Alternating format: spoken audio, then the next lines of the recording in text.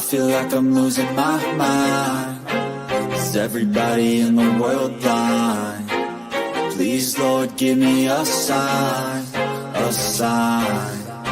I feel like I'm losing my mind. Is everybody in the world blind? Please, Lord, give me a sign, a sign.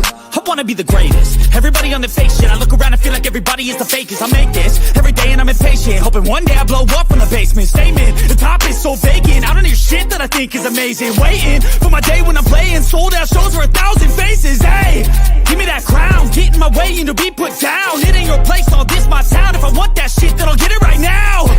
I'm losing it, the noose it fits. I'm losing shit, a stupid myth. You choose to live or choose to dip. You choose to fight or lose your grip and lose a gift. I feel like I'm losing my mind. Is everybody in the world blind? Please, Lord, give me a sign, a sign. I feel like I'm losing my mind. Is everybody in the world blind? Please, Lord, give me a sign, a sign. Yeah. There's no mercy in this world, just hunger-thirsty persons in different versions. Each new update, that shit worsens. Why? Pull back the curtain and you'll see the different vermin. We all have different burdens that all seem to cause disturbance. Yo, so do me a favor, don't treat me like a neighbor. Don't need the different flavors of your problems just to savor. I've got my own issues, I need a comb to get through. Don't need to groan with you, just go get your own tissue. I feel like I'm losing my mind. Is everybody in the world blind?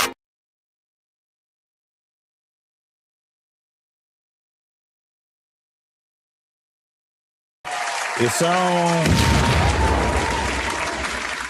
It's on. We back here. We back here. We back here. We back here. Yes, sir. It's JT. What We Know podcast, Black Man Unfiltered. Yes, sir. We're here tonight. This is a special night. This is for our veterans. Anybody that holds a 214, a DD 214, or if you wore boots, if you ever been in basic training, you've ever experienced the military life, this is for you. I'm going to have matter of fact, I'm going to put the link up right now for my brothers that's going to be coming up. Let me see. Let me get this right here. Yeah. So for all the DD 214 holders, for all of my veterans, no matter where you were, Navy, Marines, Army, Air Force, National Guard. If you did National Guard shit, yeah, this is for y'all tonight. We gonna be rocking with y'all tonight, man. So I'm gonna put the link. Matter of fact, let me do this right now. Put this link in here.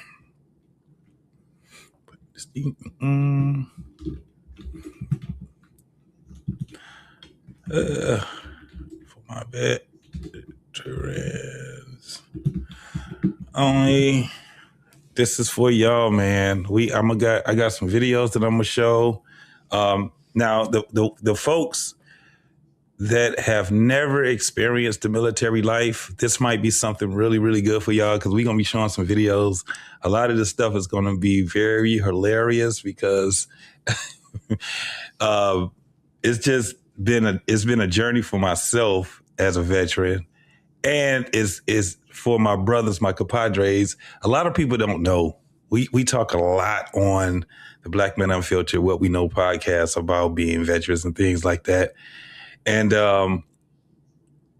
shout out to my boy BMU. He brought the ideal up. Last week we had a conversation and we had someone that was on there and they talked so much stuff about veterans that we don't do anything, we don't go through anything, and stuff like that. So what we're going to be doing is trading war stories tonight, the veterans. You know what I'm saying?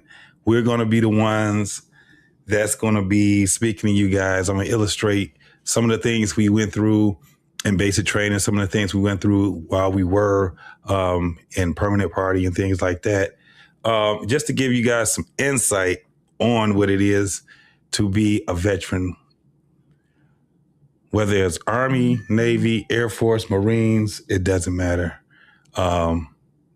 They're all similar, synonymous with each other. But while we are in here, we got a couple people that's in here right now. Rebecca J. Shout out to you, Mason Morana. Shout out to you, the Lunatic Libertarian.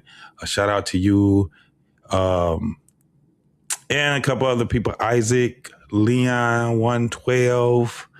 Shout out to you also. Let me finish this up right quick so I can drop the link for. And the only people that can come up on the panel tonight are veterans. Our veterans tonight. But we definitely going to drop this link for you guys. Let me see right here. Yeah, there we go. There it is for my veterans to pop up. But yeah, man, we've talked a lot about it. A lot of people that don't know about the life. This is going to be interesting for you guys to really be able to see it and hear some of our stories that we will be telling you guys tonight. I got a video I'm going to show people, like when you first come in. A lot of veterans don't know anything about, especially if you were like a new veteran that in the, I think, like, 2010s, you may not know what a shark attack is. You may not know what a shark attack is, but when I was coming into the military, we still had shark attacks, and it was wild. Shark attacks was very in your face. It was kind of, to intimidate you and stuff like that, but it was more than just intimidation. Like I said, a lot of the things that was done, I heard people always talking about they didn't want to go in because they didn't want to be hollered at and stuff like that. It wasn't as bad as people think it was, but it wasn't as good either because we had a lot of stuff that we had to deal with. And one of the biggest things I think that scared a lot of people also was the gas chamber. The gas chamber was something, and it looks terrifying when you see people going through it. When you see them soldiers and those folks. Now, myself, I can only speak on being a soldier. I was not in the Marines. I was not in the Navy. But just talking to other people is fairly kind of close to the same thing when you talk about basic training anyway. You know what I'm saying? Six Strings, what's happening? Yeah, man, I had a journey. It was definitely a journey. But you would have some other guys that'll tell you their experience also, which I'm telling you, man, some folks just couldn't hack it. They definitely couldn't hack it, man. But I guess I'm gonna show one video, of what it was like early in the early 2000s for certain people. I might show some stuff that happened during the time when I was that was in the early 90s. It's a lot different than what it is right now. Like now, I think they got rid of the stress cards, but I know in the 2000s, man, that shit was, that was crazy. You know what I'm saying? No new podcast. Welcome. Y'all don't forget also, while you guys are over here, hit that like button, share this content also. Not only do that, but once you guys, if you see this on the replay, definitely, you can also donate super chats. You know what I'm saying? We definitely takes that also. We're going to have a couple of people to come up here and explain to you exactly what their experience was going into basic training also. What's up with the Blood TV? What's happening with you, man? What's going on? Got a lot of people coming through. Man. No New Podcast said I joined in 2000. What? Yeah, what stress card? I went to basic training in Fort Benning. I think I got a video. Is this video from? Let me look and see if this is Fort Bennett. Let me look and see. Let me make sure. I think I got a Fort Bennett basic training. Let me see. I may have one that's in the early 2000s. We're going to show this too. It was crazy too. Fort Bennett was out cold. Yeah, what stress card? I have no idea. But they were saying that they were having stress cards and all that other stuff.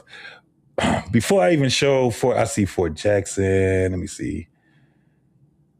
Even before I do that, let me do the because a lot of people don't know what a shark attack actually is. I don't know.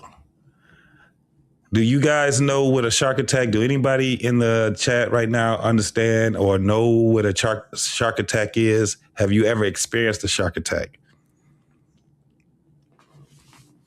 No New Podcast. Okay. You retired in 2023. That's what's up, man. Salute to you. Thank you for your service also. Most definitely. But yeah, do anybody... Oh, okay, Tommy B. Okay, my man. What's up with the Blood TV? That's Tommy, okay. Tommy. Most definitely. I got one of my fellow veterans in the back right now. Coach Ferg is in the building. What's going on, man?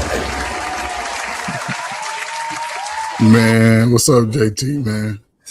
Man, just over here doing my thing. I wasn't gonna let you get away being up here, man.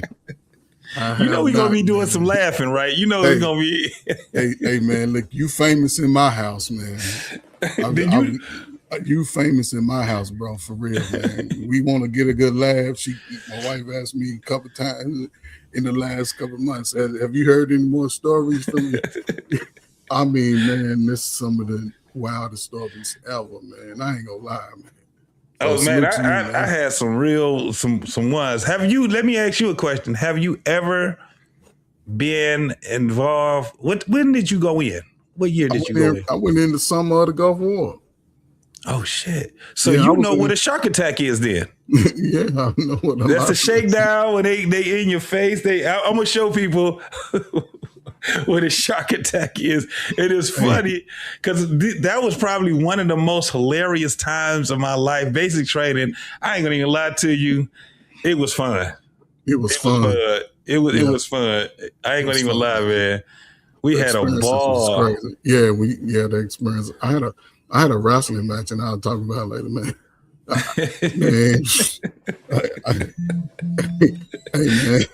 Hey man, you catch me. I wasn't look, JT. 8 weeks in, you ain't had no sex, you ain't had no beer, no liquor, no little weed. Nothing. And now you just been exercising and eating right, and somebody want to try to put their hands on you, another private. Come here, man. Let me. You walking and running, you marching and running everywhere you going. everywhere. So it was just, man. Hey, man. Especially that time, man. Yeah, I was looking. I'm gonna do something. I'm gonna do something a little bit different first. I'm gonna show some shit of like some current, basic training when they first get introduced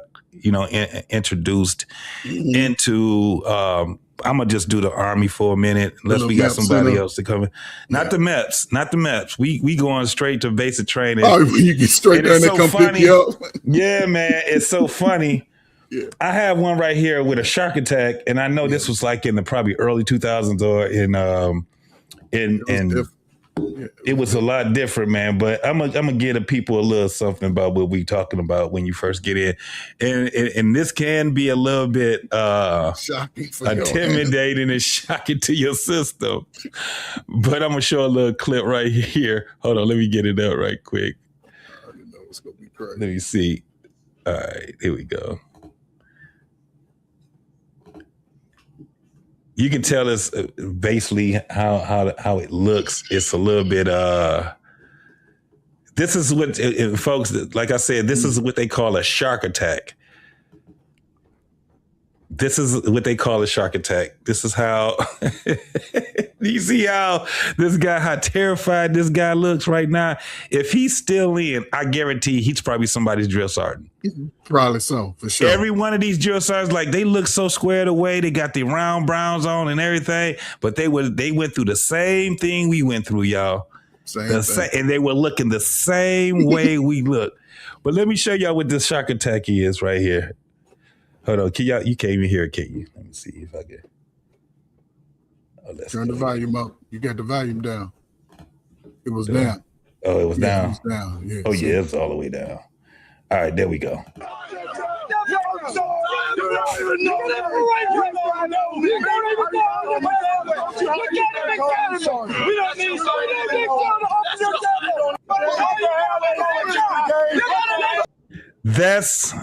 That's what they call a shark attack, y'all. That right there is what they call a shark attack. But before you even can get to the shark attack, you have to get off of this bus. And let me tell you, when you get off this bus, hold on, let me get my boy Tommy up in here. What's going on? Tommy B in the building, baby. Thank you for your service, my guy. For sure, man. Most definitely. Yeah, we got my man Scam Likely in the building, boy. I ain't know that's what they called. Thank you for your service, my guy. Like, trying to fix my audio. Shark attack. Yeah. I didn't know what they said. Nah, so, hey, P, so they hit us at the airport, nigga. Like, as soon as we got off the air, we lived in Chicago. Dog, when I tell you I got in so much trouble, I couldn't stop laughing. I'm like, this shit. And I'm watching grown niggas cry, bro. I'm like, mind you, I come from a household where I get yelled at and hit. All day. Niggas just yelling. So I'm like, and then the shit that they say be so fucking funny, bro. I was like, oh, man. And I'm just, man, I got so much. What, did I say something funny? Am I a comedian? Do I make you? Man, I'm like, that shit was so Do funny, I amuse you? Oh, I'm funny. Beat your face. You?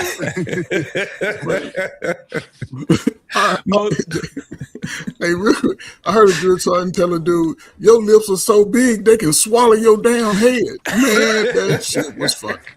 Man, listen, the one that I really got in trouble on, we had this white dude in there. He was just one of them.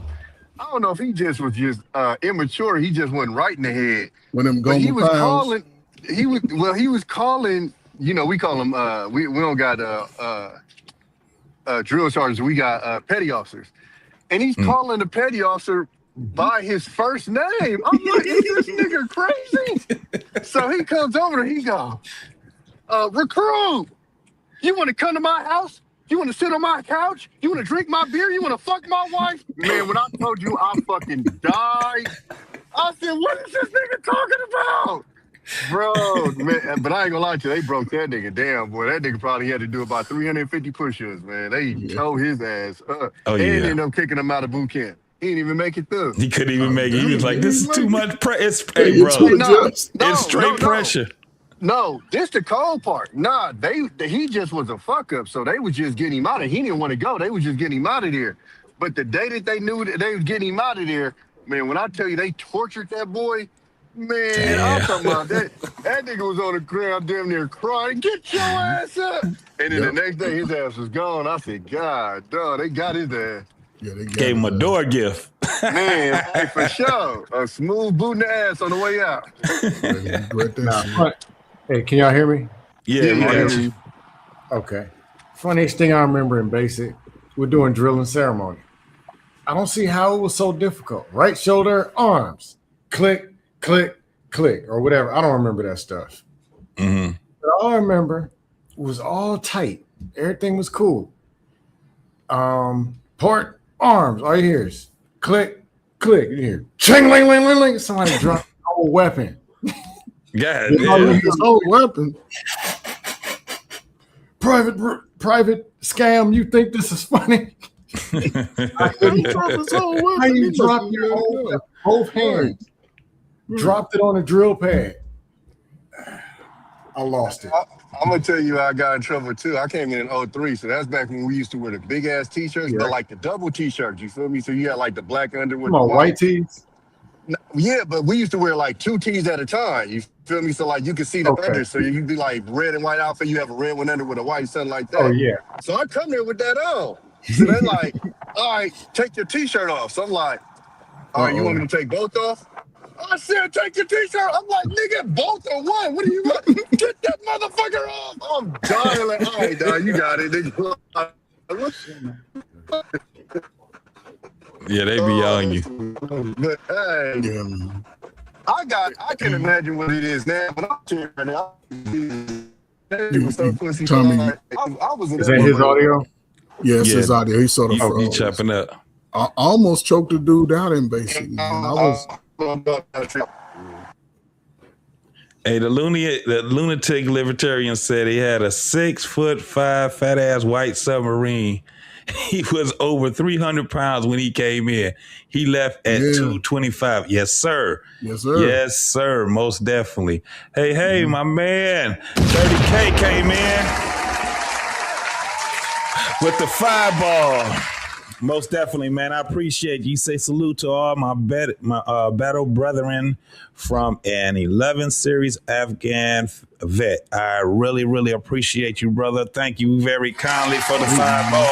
Make sure you get your benefits, bro. Get all your benefits. Yeah. If you was an 11, get all that. And I almost choked the dude out, man. Look, we at the point where we going to the range every day, so we spend a lot of time cleaning weapons. And our drill sergeant, he was a kickboxing champion. He used to always want to wrestle me and fight. Like, dude, I ain't gonna do none of that. So we in this room for about 4 hours. So the drill sergeant said, I'm gonna let y'all wrestle today. Me, I'm like, man, listen, we don't want to wrestle, man. I'm like over with my guys, like I'm holding my head down. So the guy got up because his family was went to cadet school, and he wanted to prove to his family because he used to talk about his dad and uncle, granddaddy. He wanted to be an all cadet. Okay. So the drill sergeant like, who want to wrestle?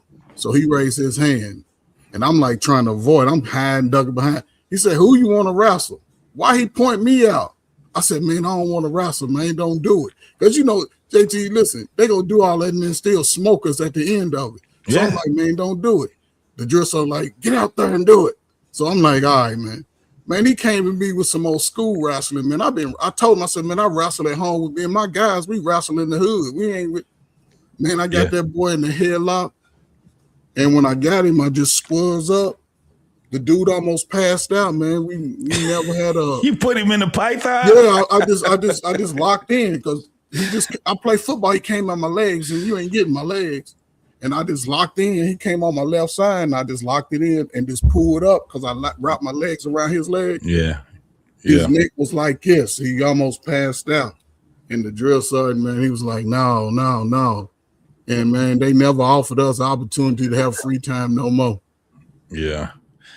Yeah, man. That shit is crazy. Now, look, this is what I'm about to show right here. This right here is... Uh-oh. Yeah, that's how you get all your stuff. That's how you go through the line. Yeah, this is what they call the shakedown. Yeah. Hey, JT, did y'all get off a bus that looked like that? No, I'm going to show you what I got off of. I went to Fort Leonardwood. Ours was like, I got on a cattle truck. I was on the cattle truck. Yeah, you was on the cattle truck. You was on the cattle truck. Yeah. Yeah, I'm gonna show that one too. This one is Fort Bennett right here.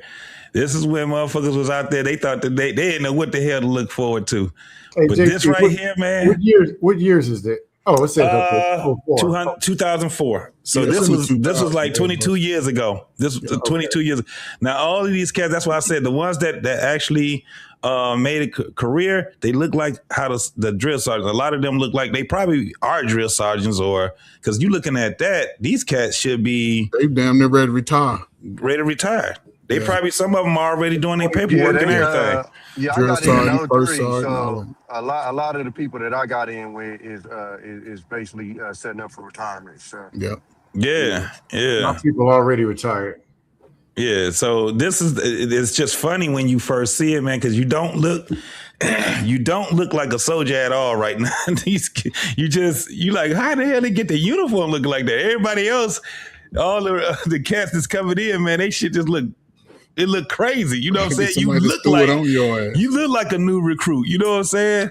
But this is what a lot of people had to look forward to. I have no idea how it is right now. Well, I show some stuff from, some earlier, some more later stuff, but this is how it was 20 years ago, man, 22 years ago. But this is what we looking at.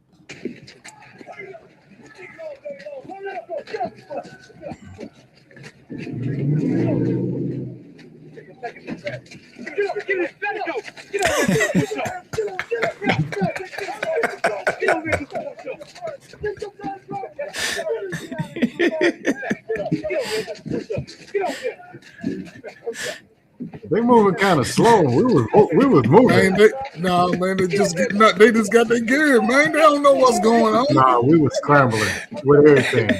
They in basic training right now. They started that right there as soon as they get off that bus. Hey, they don't know what the hell to look forward to. They just like, what's happening right now, man? They was nice because remember at the MEP Center, when you go to the MEP Center, JT, they all cool with you. Yeah, relaxing. They want you to get in. Right, you sitting around. Giving you coffee and cookies and shit. We got my man in the building also. Hey. What's going on, fellas? Antoine, what's up, boy? What's good, fellas? What's up? Hey, Antoine, what branch you was? Army. Oh, yeah, so you had to deal with this shit right here. Oh, you had to deal with it. Hey, look, I wasn't like these other cats, man. They grabbed my bag and threw that shit. Let me tell you, I was the first one that got his stuff thrown. My ass thought I was going to. My mama packed my shit like I was going to fucking college, dog. I had suitcases and I had a suit for church and all that shit. Them niggas threw all that shit out, bro. On Shakedown, my suit was dirty than a motherfucker, bro. I was so mad.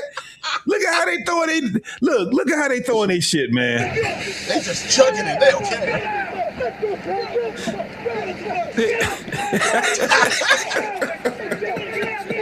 I ain't get my stuff thrown till I was on a drill pad. Nigga took my shit and threw my shit, dog. I eyed him down. He was like, what are you eyeballing? I had no bearings, dog. I had no military bearings when I first leave. I ain't gonna lie to you, JT. I think I came in with the clothes I had on. I think my recruiter told me. Yeah, I think my recruiter told me ain't no use to bringing that down. You ain't wearing shit else. Yeah. I came in with the paperwork, with the mess paperwork. That's it. Dog, I had I didn't even know this shit was contraband. I had fucking I had cologne. Nigga, I had soap. Nigga, I had everything. Nigga. Hey, y'all. JT had a bathrobe. You have a bathrobe. JT thought he was going to the Air Force. Yeah, I had pajamas. Why you bullshit? I had pajamas on, nigga. They was like that shit. Man, they was laughing at me. My name was Smiley for the rest of the goddamn time I was there. Because I had these little circle glasses. They were some Gucci's, but they were circle glasses like Dwayne Wade. And I couldn't stop smiling. That was the first time I ever couldn't stop smiling. That shark attack, man, that shit broke my ass, dog. And I just couldn't. It was like, I'm gonna call you Smiley. What's with all this shit? Dog, he bust my damn. I had some Fahrenheit. You know how expensive that damn Fahrenheit was. Man, he bust that shit on the goddamn and that shit got all over my clothes and shit, dog. I was just like, what the fuck is wrong with him? What's your malfunction? I had no bearings, dog. None. I'm gonna show y'all some shit from I'm gonna show y'all some shit from Fort Leonard Wood, because this was on the bus at Fort Bennett. A lot different than Fort Leonard Wood. You know, Fort Lost in the Woods. Yeah, dog. That motherfucker was like, yeah, because you had Permanent Party that was there. Yep. You had AIT that was there. I was in AIT there. And then the barracks, everybody they used to be parked waiting for the shakedown. Them motherfuckers used to be in the car cracking up laughing, dog. They was waiting for that fucking shakedown, bro. Yeah, I was at Fort Jackson. I was at Fort Jackson. You was at Fort Jackson? What year? 96, summer of 96. 96. I was Yeah. at Fort Sill in 98.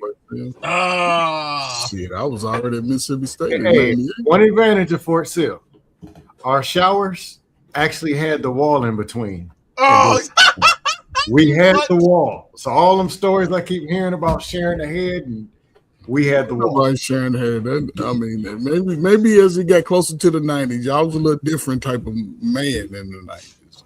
I'm just saying, I was a different Sam, type. were you in the apartments or the starships? Huh? The ones on the stilts. Which barracks did you stay in? The dorms or the ones that were on the stilts? No, I'm talking basic. It was. That's what I mean.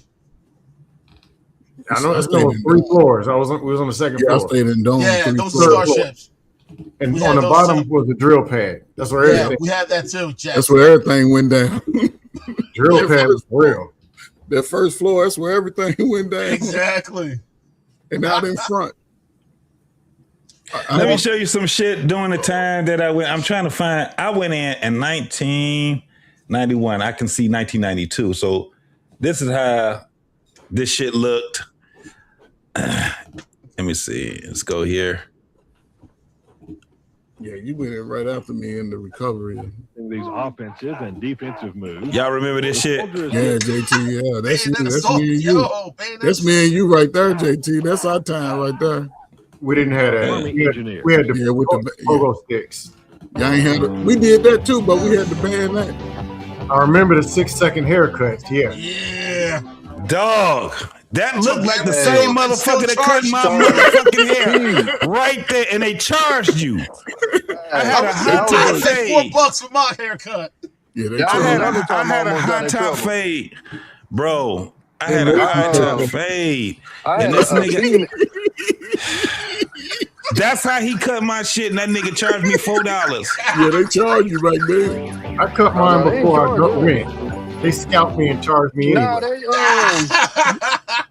I had a female do mine, and I don't know if she was having a bad day or she was just in her rhythm, but the bitch was hitting me in the head with the clippers. Like, she was just like, boom, boom. So, feel me? I'm like, I said, hey, check this out, bitch. You hit me with these clippers again, it's gonna be a problem. What the fuck are you doing? Nigga, I was hot, because I damn near was having a headache. Like, the bitch was like, boom. I'm like, what the fuck? Man, I was tight. That dude with the She shaky didn't like leg, you. that wouldn't fly. Not when I She was didn't there. like you for some reason. Hey, and a lot of people think. Let me tell you something. A lot of people think that we had full when we took our picture. Remember the first time you took your military picture? They Yeah. thought we had a full uniform. No, I took when we was getting fitted. Right after we got fitted with this motherfucker, dog, they put that little thing over us, jacket on a you. garrison hat on us, Yup. and was like, Yeah. "Look over here," and took that picture, dog. Yeah. That shit was crazy. Look at it. This is Fort Leonard Wood right here. Oh, this Lost in the Woods? Yeah, man. That's This how is it in was. 1992. Oh, wow. In 1990, it was the same process of what this is right here. We went through Yeah. that line. It was the same process. The same shit. It was motherfuckers during that time, dog. It was motherfuckers getting kicked out during that time. You couldn't do enough push-ups, you Yeah, out it of was there. over. You Yeah, couldn't it run, you out of there. You couldn't do sit-ups, you was out of there, dog. It was just that day was just crazy for us, bro. No, That day was 98, crazy. If you couldn't do the push-up, sit-up, you weren't making it there anyway. Yeah, wouldn't you do couldn't that. get there. But then we had a few people, maybe 2 or 3, that didn't Yeah. make it basic and became holdovers because they couldn't pass the PT test. Yeah. Yeah. But they had like an initial, and if you couldn't pass that, you couldn't go to basic. Yeah. Yeah. I think we had like 3 guys like that in my group as well. But then also I got held over because I had a positive TB shot. Hold because on, I volunteered Antoine. at the hospital. No news, what's happening with you? What's going on with you, man?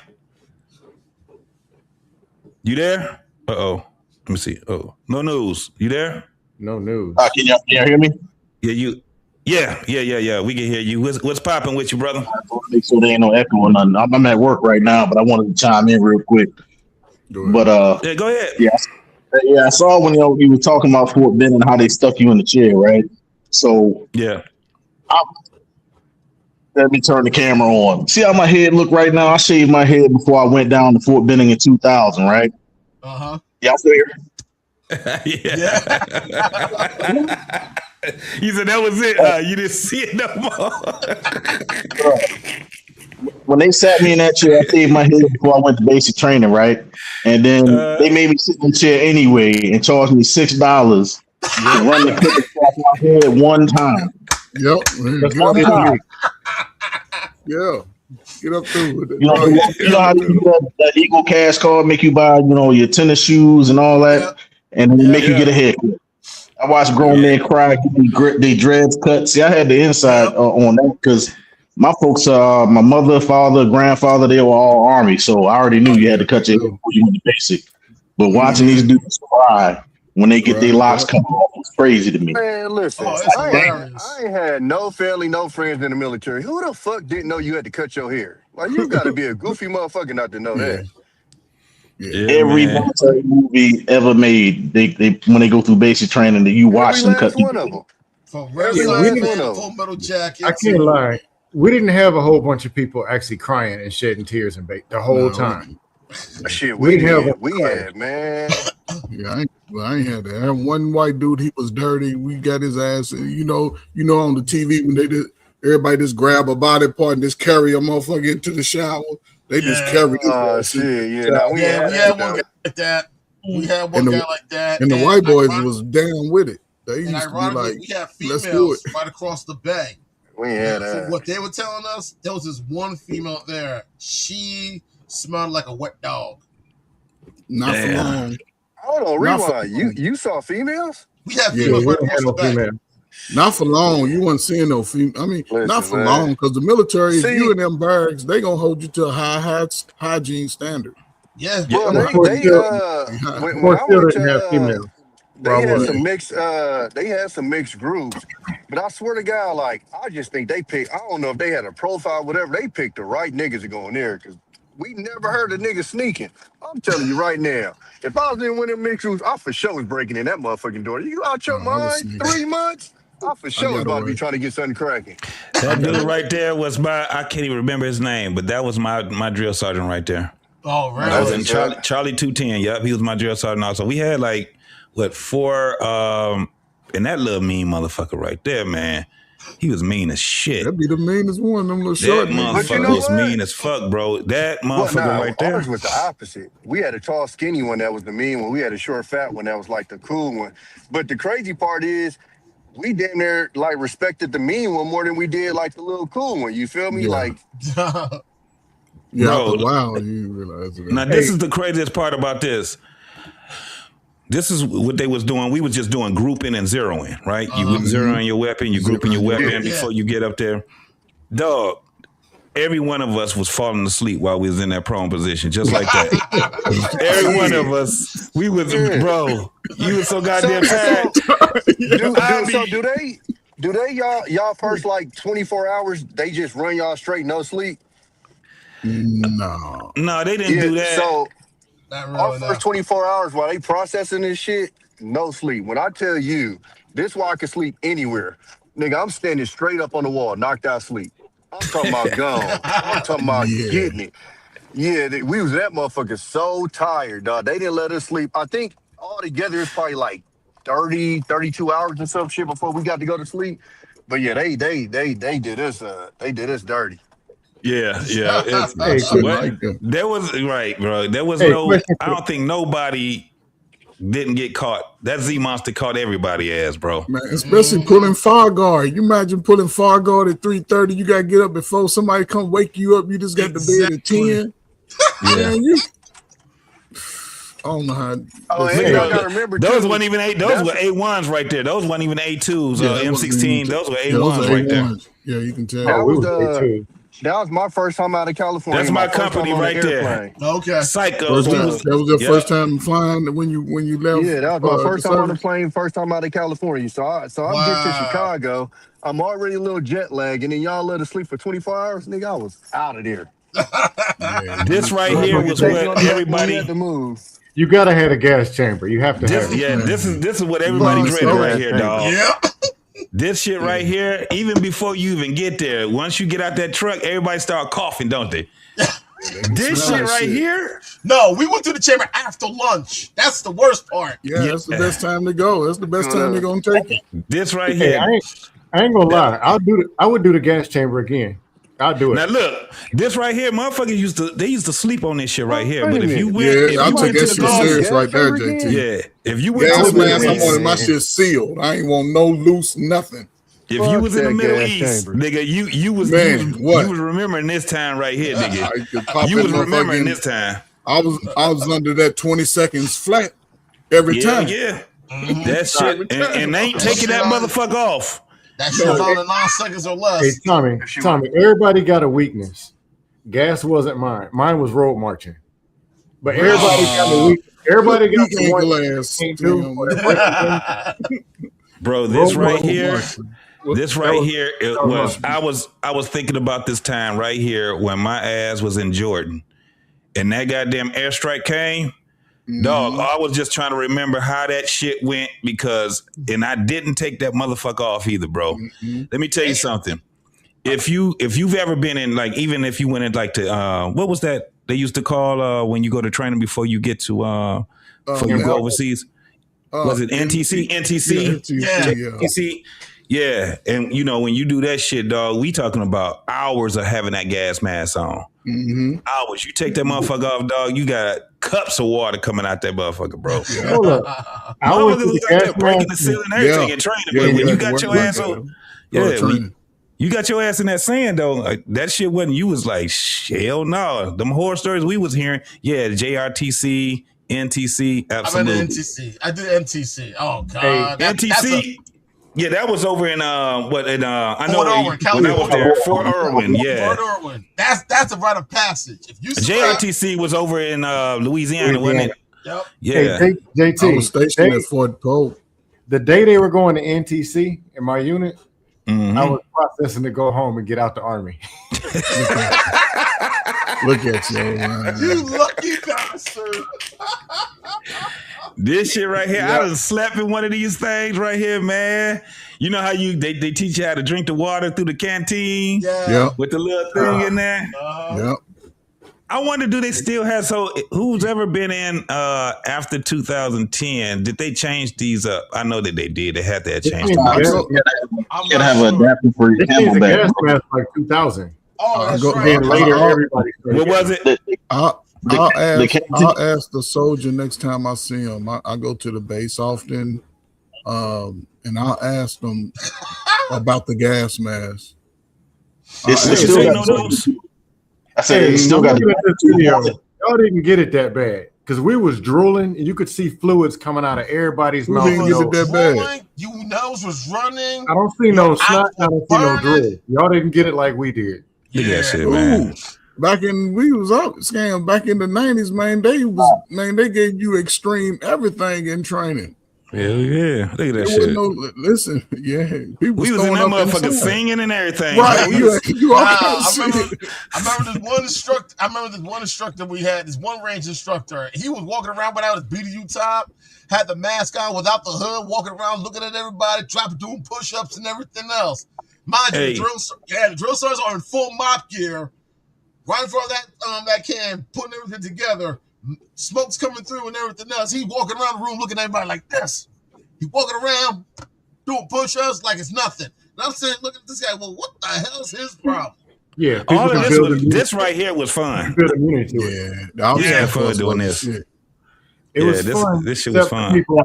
Except the people who climbed the wall and fell down and twisted their ankles. It was fun for everybody else. Yeah, Oh yeah, I'm this sure. was putting a lot of people out, man. This was The putting a whole one, bunch the of one that people was out. most complicated to me, I don't know why, was the one when you go up the ladder and the ladder gets wider and wider the higher you go up. You have to stretch to get all of it. I don't know what happened, but I stopped when it got to my chest, man. I don't know what I was there. I was the last. Look, 10 people went after me, and they all passed me. And This and day once was I got fun. over that, I was good. I was like, I jumped straight over the talking about rest. the confidence course, right? Yeah. That's what Off yeah, confidence course, man. Yeah, I That was enjoyed the the obstacle craziest course. thing. Yeah. But I saw was the greatest training I had, man, because that training right there was like 4:30, 3:30 in the morning formations all day. and to pass, you had to do 12 miles in 3 hours. Oh, the road march. With Told you that was my weakness. You just had to do 12 miles. They had a course where you got your 50-pound. They weighed it every day. 50-pound backpack, your rucksack, and your weapon every day. And I had to do it twice. So because a drill sergeant smoked me before a road march. Hey, look how the motherfucker in the child hall, he was a drill sergeant and shit. I was cussing them motherfuckers out right there. Put your plate down, man. You ain't my goddamn drill sergeant. Yeah, it look like, what's that look like? Some breakfast, no? That looks like some SOS right there, too. Yeah. And all that shit tastes like steak. You couldn't wait to eat. You could not wait to eat. You know how you know someone's in the military? You ask them if you ever had SOS, and they'll know what you're talking about. Yeah. Man, I hated that right there. You didn't like SOS? I didn't like putting that camera on my face. Oh. Yeah, I ain't like it. That's how everybody look. That shit right there was how everybody got pink eye. That shit, sharing that goddamn camo stick. Yeah, I ain't like that. That's shit. how everybody got pink eye right there. Nasty motherfuckers. My nigga, what? Y'all sound like a bunch of army niggas for real, bro. Y'all sound like a bunch of army niggas for real. Look at that shit right there. To answer the question, I heard y'all ask a question earlier. The gas mask. So when I went through basic, they had two different types. They had the mop gear gas mask that had that little flimsy shit that I was just showing in the video, and then they had the hard plastic black joints. The hard plastic black joints that didn't have all that tarp shit on the back. And when they sent us through, because I had to go through basic and tech school because I was forces. 2010 was when I went through. Okay, 2010. So let me see how y'all shit used to be in 2010. Let's look at this. So Go ahead. Let's look at this shit. But in tech school, they gave us the plastic joints because they knew we were gonna put it on wrong, and they just wanted to see how many of us was gonna leave the seal in there. Because without that tarp, the people got too confident with that tarp and being able to tuck it under their uniform and shit like that. So they gave us the plastic joints on purpose when we got to tech school. And watching a motherfucker snot up inside of the joint. Oh yeah. Give me a tarp. I want a tarp. Give me a tarp every time. Cover all of it. What you was in, Honey Watch? Air Force. Oh, you talking? Yeah, you talking about the Air Force? You had these at Lackland. Army niggas. Hold on. Hey, is it true y'all niggas had weekends off? I used to like fill up with water. Is it true y'all niggas had weekends off?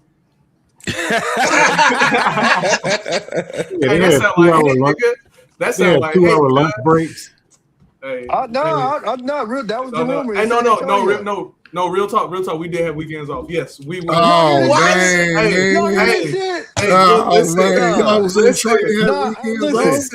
me tell you how cold Air Force is. On Fridays. So look, Fridays, it was smooth money, dog. Fridays, we would have class, we would have end of the day formation, and whoever our leader was would stand in front of us, and he would say, "Look, whatever the fuck happened, just be in formation on time Monday morning for PT." And then you talking about basic training? Tech school. Yeah. Tech school. No. Everybody AIT. That's our AIT. I thought you was talking about basic training. No, sir. That's what the rumor. Hold on, and let me tell you another rumor. Let me rescind those hold on. back now. Hold on, let me give you another rumor that y'all get to do y'all run on a treadmill. Oh no, man! Come on, man! Who the fuck said that? I'm gonna let y'all know. Shin splints was a rite of passage. Shin splints was a rite of passage because for sure you had to get those shin splints. Because they wouldn't run us like if we were getting burned out, like we would do we would do squat thrusts and mountain climbers and push-ups and shit like that. But instead of them running us, oh no, just put your book bag on. We're gonna go for a quick little 6-mile march real quick. And I'm talking about look at some Air Force shit right quick. Let me see. No, that's gonna mess you up during your run. It's a super chat, Dory. What's up, Dory? Oh, Miss Dory, good. Do a super chat. Hold up, swole up. Put this up here. Listen to y'all is amazing because most of the men in my family when I grew up was Army. So y'all sound like a bunch of Army niggas for real. Yeah, that's it. You didn't go through the shark attack. That's why. Oh, this is going to. Hold on for a minute. Hold on for a minute. Dory says, shout out to you, JT. Thank you so much for putting your life on the line for the U.S. I appreciate you, and salute to the other vets in the chat and on the panel. Shout out to you, Shorty. Thank you, thank you, thank you. See, that's that airport ride right there. That's when they gave you that nice little first class. This the Air Force though. Let's see what that. Yeah. Y'all don't get the shark attack. Oh, but that's coming into the MEP. That's coming into your MEP center right there. You're getting off the airport. Everybody. That's when they put you in that amnesty room. Be like, get rid of all that bullshit you got. You ain't got your See, look at that. JT had all that in his bag. Everybody still got their cell phones on them. Everybody still got their cell phones on them right now.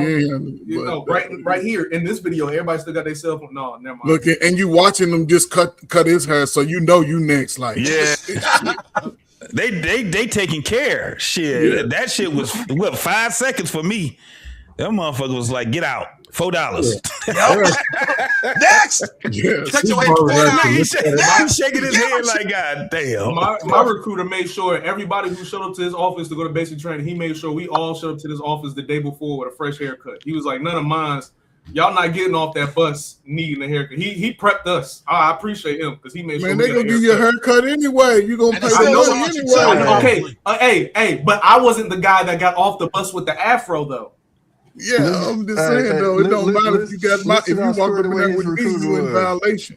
If your hair was like mine in the service, you was in violation. You know what recruiter did, 100 watts? They hit me one of these. This nigga gave me the shake so I could pass the piss test. I flunked the piss test like 3 times. So when I went to mess, he gave me the shake.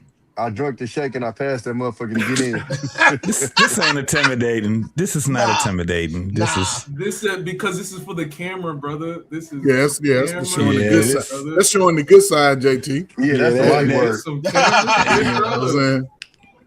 That ain't. Yeah. Oh, but no, I was gonna tell y'all. So we this is a true story for sure. So we had to evacuate when I was in Pensacola at school. And we had to, I think we went to Albany, Georgia. So word is the Air Force guys got paid extra money because they wasn't sleeping in their bunks. I was like, are you out your fucking mind, bro? I can believe that. Yes. You motherfucking right.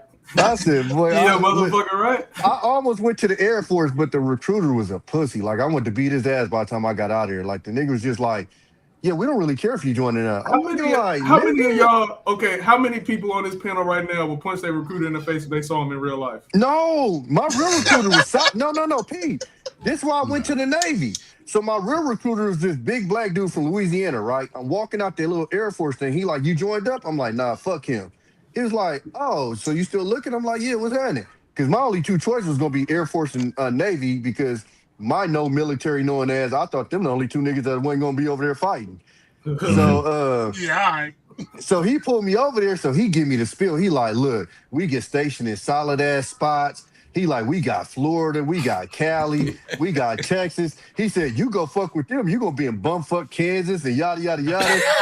Right? So then he tell me this, right? So then he like, and when we go overseas, we go drop them off to go fight. We go party. I said, what? He said, like, hell yeah. Listen, but he didn't tell you about the ride over there, though. No. When I tell you that nigga wasn't lying, boy, we dropped the motherfucking Marines off. It was party time, nigga. We was drunk in a bitch, nigga. I'm talking about, nigga, I'm in Dubai, standing on tables. Where we at? Abu Dhabi, motherfucking Greece, Italy, nigga. We was out there tearing shit up. For sure. Out there showing your ass. Out there showing your ass. Because you about to get right back on a sardine can. You about to ride a sardine can for the next 6 months. Nah, because I was on the big board. You on an aircraft carrier? Sardine can, so this is check this out. You on an aircraft carrier? No, I was on a Gator. So I was on an LHA. So it's as tall as a carrier, but shorter. So a carrier hold 5,000. We held 3,000. We had 2,500 dudes, 500 women. This is why I say it's the way you set your shit up. We outnumber the women, what, 2,500 to 500. I had 3 of them motherfuckers in rotation. So yeah, my ride over there was nice. I don't know about them other niggas and they right hands, but my ride over there was nice. Yeah, this one right here. This is what I see. They got females and males right here. Yeah, we ain't had that. That's Fort Jackson. This includes Ziploc bags, paper bags. Oh, this is what we gotta give it the contraband. Hygiene bags. If it's in a bag, regardless of what it is, it will come out and it will be dumped in front of you and square. That's exactly how they be sounding too. You know what's crazy? That's why I showed the older ones like 1991 and stuff, because them motherfuckers look squared away now. But when they first got their ass in the Army, they were looking just like them damn recruits, bro. And then they start practicing that shit. Yep. That's how they start practicing. That nigga don't sound like that in real life, man. It's no, for sure. Yeah, I had homeboys. I had a homeboy that ended up going to boot camp and being RDs. We call them RDCs. I used to have that shit down script because I used to be one of the range NCOs and stuff like that. So you already know. I can't even remember how I even say it anymore, man. Lock and load, do all that shit. You know what I'm saying?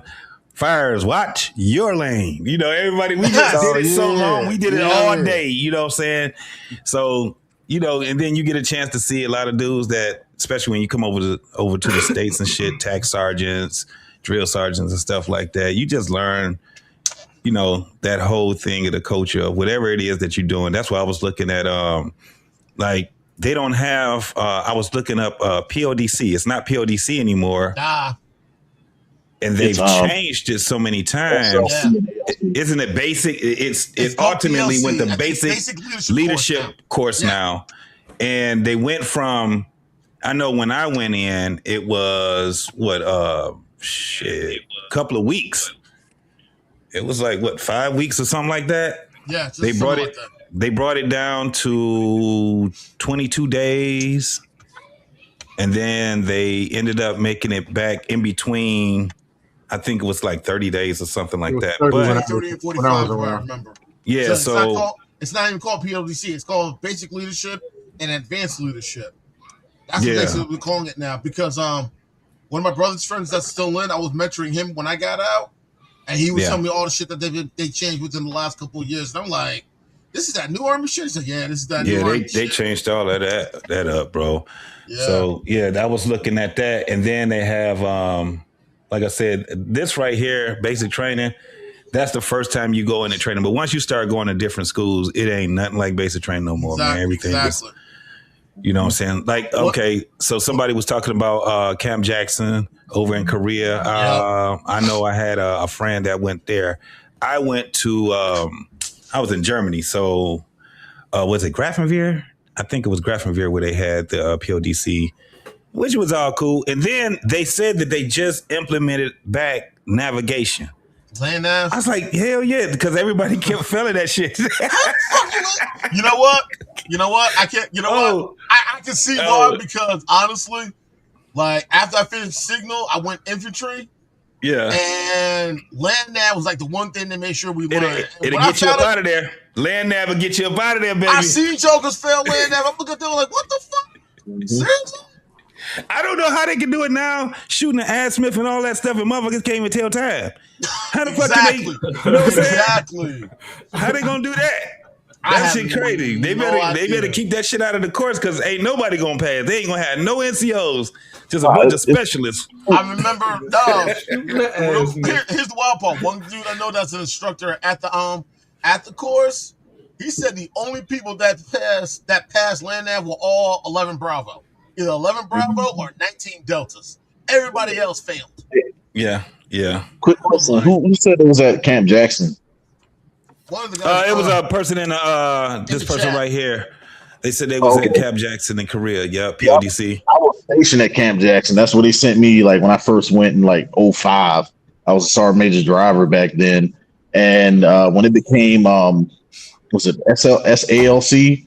They switched from PLC to ALC. They started to do land nav up at the DMZ. So instead of doing it at Camp Jackson, like when I went through, I had to do it at Camp Jackson. But the future classes, we had to travel all the way to DMZ to do land nav, like right next to the border. And actually, it got wild at that point. But I went back and looked at the map. Camp Jackson ain't there no more. It's gone. Oh, damn. It's gone, man. I looked at Google Earth and I tried to find it just to show my wife one time where I was at. Oh, it's gone. Wow. They must have shut it down. They must have shut it down. The puppy farm that was right next to it. Did you hear all them damn barking dogs? Gone. Damn. Hey, JT, you were they said they used to eat them dogs. Was that true? That's true. I got into it with a Katusa about that because he was like somebody cracked a joke about the eating dogs and he got mad. Like, so y'all eat cows? Like, that was like, dude, I don't have a pet cow. Y'all out here eat dogs. Oh, nah. No. The Katusas are okay, and some of them will try to fuck you over. It's the rock soldiers you got to watch out for. Mm-hmm. Those are the ones you got to watch out for. And one of my buddies, because I did my first duty station was Korea, and the dude is Korean. He has family still in the country, speaks it fluently. And one of the rock soldiers was messing with him, thinking that he was one of his guys, and he tried to explain to him, like, "Yo, sorry, with all due respect, I am not one of your soldiers. I'm an American soldier. No, I am not a Katusa. I'm with the U.S. Army." Yeah. Y'all know what this is, don't you? Got to an argument. All hell broke loose and everything else. Once everything got confirmed, of course, you know how the rocks are. The way they do things, it was like, okay.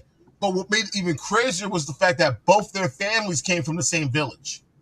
Yeah. Y'all know what this is, right? Who wants to earn their wings? Yeah, they lining up. Yeah, that's a static jump.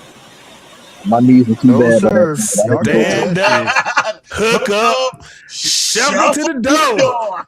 Yes, sir. Hell no. Nah, I wasn't in that. Ain't nothing wrong with jumping out of a perfect good airplane. I wasn't that brave, man. You know what I'm saying? For you airborne guys, how your knees feel? How your knees feel, baby? And now you see why I joined the Navy. Out of here. No, sir. This right here. Look at that. Air assault was good enough for me, man. Oh, come on. Hey, they had a good day that day, though. That was a good day. If that wind was blowing, nigga, you still.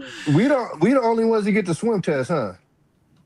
No, we didn't have a swim test. We had a Marines drop. We went to the pool a few times. Okay. Yeah, we have to do a swim up and swim back test. We had to jump off a platform and then swim basically the length of an Olympic pool. And then we had to be able to they had this thing where you use your coveralls and you tie the neck up like that. Yeah. And then you got to get air in there to float. Yeah. That shit was hard than a motherfucker. I ain't gonna lie. Yeah. That shit was hella hard. We had to take our pants legs, tie them up, and then swoop it in the water and press it up against your body to seal in the air. So that was our way. Yeah, we did that on active duty, but we didn't have to do it. Yeah, we had to do that shit. That was part of basic training. That was part of it. Let me tell you something, boy. Yeah. Once you start getting to the point where you want to be a career soldier, this is the shit that we was doing right here, boy. Let me show you this right here. Hey, Coach, we had something called NQS, non-qualified swimmers. That's it right there, JT, man. That's it right there, man. Salute to that, man. That's it. That assault, baby. That's where we at. Yeah, man. I'm an assault, man. Yes, I did assault Fort Hood. Hey, look, airborne, they run slow and long. Yep. Air assault, they run fast and long. Shit. Yes, we had a couple of airborne. They like, man, this training is the hardest training I've been through so far. Outside of Rangers, that's one of the hardest. It was only, trainings. what was it, like 10 days or something like that? No, man, it was like 14 days. It wasn't as long as the other shit. No, it wasn't as long, but the training, like man, 3 weeks, I think. Shit. Yeah, that was it, man. I love this. This is the culmination of all this. You ready to graduate when you do this right here. Now that's one of the easier rappels. Yeah, that's the easier. You got a dead man drop. That scared a lot of motherfuckers. When you drop it in that water, you better know how to swim. You better know how to swim. when they was dropping face down, they showed us that when they were showing us how to stand on the ledge, and you just do a Superman down the damn side of the platform. That shit was wild. I did it once and I think twice, and that was it for me. I was like, I don't risk my life that much. But some of them, man, was like, let me go again, because they teach you the way they did it on the video. But then once they take it, they'll say, we're gonna take it a step further. Hold on, let me shut it up. Most cats couldn't even do this right here, bro. Hold on, let me see where we at. Most cats couldn't do this. Oh, they couldn't even make this. No, see, that's right there. That's crazy, though. That's what I'm saying. What the fuck? Yeah, man, that's part of it, man. If you want to go a step further, JT, go ahead and put me in there with most cats. Hey, it started out. Listen, it started out 300 people. Yeah, it'd be down to about 8. Yeah, that shit look, man. Listen. Hey, if you want to get that rank though, you doing all that shit, man. The soldier. I want to get my ass out there alive. You doing DIB? Yeah. I did a lot of this in my first 3 years. Everything. Yeah, my first 3 years at Fort Hood, I did a lot of these trainings, man. My first sergeant was a black man from Mississippi. He's like, I'm gonna sign you up, Fatherson, for everything. Weapons school, all that, man. I was doing all that my first 3 years. It was wild. Oh, so you did EIB as well, huh? Man, I did mostly every training that you can get from a soldier early. Of course, within my rank. Yeah. Because I went to Saudi the first 6 months. And then after that little 2.5-year span, if it was open, my name, they'll be giving me letters. They used to give me letters like they was recruiting me. Yes, you've been assigned to participate in a squadron over here. I'm like, what? First sergeant? Yeah, I signed Jeff Ferguson because that's how he talk. And you're going to be a cadet soldier. I see it. No, first sergeant. No, I just came for the college. Thanks. Thanks. But I appreciate it. After you go through it, man, the experience you get from it is like uncomparable to once you get out here in the civilian world and start working.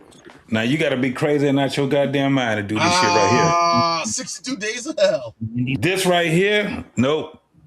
This is where all the crazy motherfuckers go. Ranger school. Ranger school. 62 days of hell. That right there, day 0. They getting rid of at least about 125 of them cats, bro. Yeah, half of them. That's like what you call it? That's like the SEALs training. Them niggas is crazy. Same thing. No, sir. Look, the shit that you have to go through with this. You got pre-Ranger school. That's true. This is Ranger school right here. Yeah. Pre-Ranger school was getting rid of, man. That was crazy. This is just to get the tab. RASP is a whole different story. That little balance beam going to eliminate half of you right there. Yeah, that little balance beam, 25, 30 feet above ground with no net. Hey, at least y'all telling the truth. Because I get sick of people just saying, man, I was perfect. I could have done all of that. Man, I did it. Y'all at least raising your hand saying, hey, man, I'm tapping out. Yeah, very few people, bro. Most people that I know that were Rangers and they went back to support units and stuff like that were basically warrant officers. Yeah. Or they was first sergeants. You know what I'm saying? They was in some type of command or something like that, man. Because that right there, just the training itself, bro, you ain't about to go back to nothing regular no more. Nothing regular. Yeah, nothing regular. You've been done kill somebody, bro. You've been done fucking kill somebody. When I was in, they weren't offering Ranger school to signal or paperwork people. You wouldn't be able to get Ranger school. Nah, anything down. You gotta be 11. You had to do something 11, 13, 19. Yeah, 12, anything, artillery, anything. Yeah. They get you. Like artillery, cav. Yeah. So when you go to most of those schools you go to, a lot of cats coming from Bragg, coming from, you know what I'm saying, Seal, Campbell, Hood, Bliss, all those. I can't fit all of y'all. Yeah, I was 13. Only 13 Foxes was allowed to go to Ranger school. And 13 Bravos, if they were airborne. Remind me when you wake up in the morning. We just go first thing in the morning. Well, after 9/11, they opened up all them schools to everybody. So even if you I was on the support side, I fixed electronics. So they offer the sniper school, sapper, of course, airborne is always open as well. Yeah. At Fort Benning, you had everything. You had Pathfinder as well. No, so we were able to go to all them schools. Get you one. Always win. So. Oh shit! Sniper school. I I wonder how many people. Sniper school. I would like to go to Sapper school. That's what I'm saying. I wonder how many bros signed up for sniper school. I would have signed up. And now you wouldn't. No, I think it would have been hard for me because I shoot left-handed. That shit would have the sounded best thing I could do in the army is I'm a natural shooter. I can shoot any weapon. Yeah, I get it. Yeah, I can shoot They said Yeah, sniper. but scam. You just thinking A about lot the of us shooting try to go part. to sniper You school, ain't but thinking like about the other shit that come with it, nigga. You don't just go out there and shoot, nigga. What else come with it? Nigga, don't they stick you out there in the middle of nowhere? You gotta go survive this. And man, you don't get the fuck out of here with that shit. Oh, they came with Captain. No, they can keep it. Yeah, you got to. Man, what you talking about? Put together two killer suit down and then This long nigga, crawl. scared thought he was just gonna be in the indoor range shooting the sniper rifle. Hold up. Now there's regular basic training, and there's this basic training. That's infantry. You coming in infantry, nigga.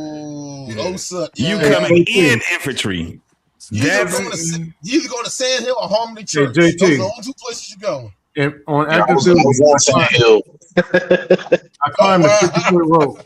In active duty, I climbed the 50-foot rope up and down, probably like 15 seconds. You know what, Scam? We was doing that in elementary school back in the 70s. No, we had to climb. We had to climb that rope, man. I'm telling you, that was part of your test. You ring that bell at the top, coach? Hey, yes, it was. That was part of your PT test. You had to climb that rope, man. No, I'm talking 50 feet. It was 50 feet, but still, Nigga, that shit was to the roof.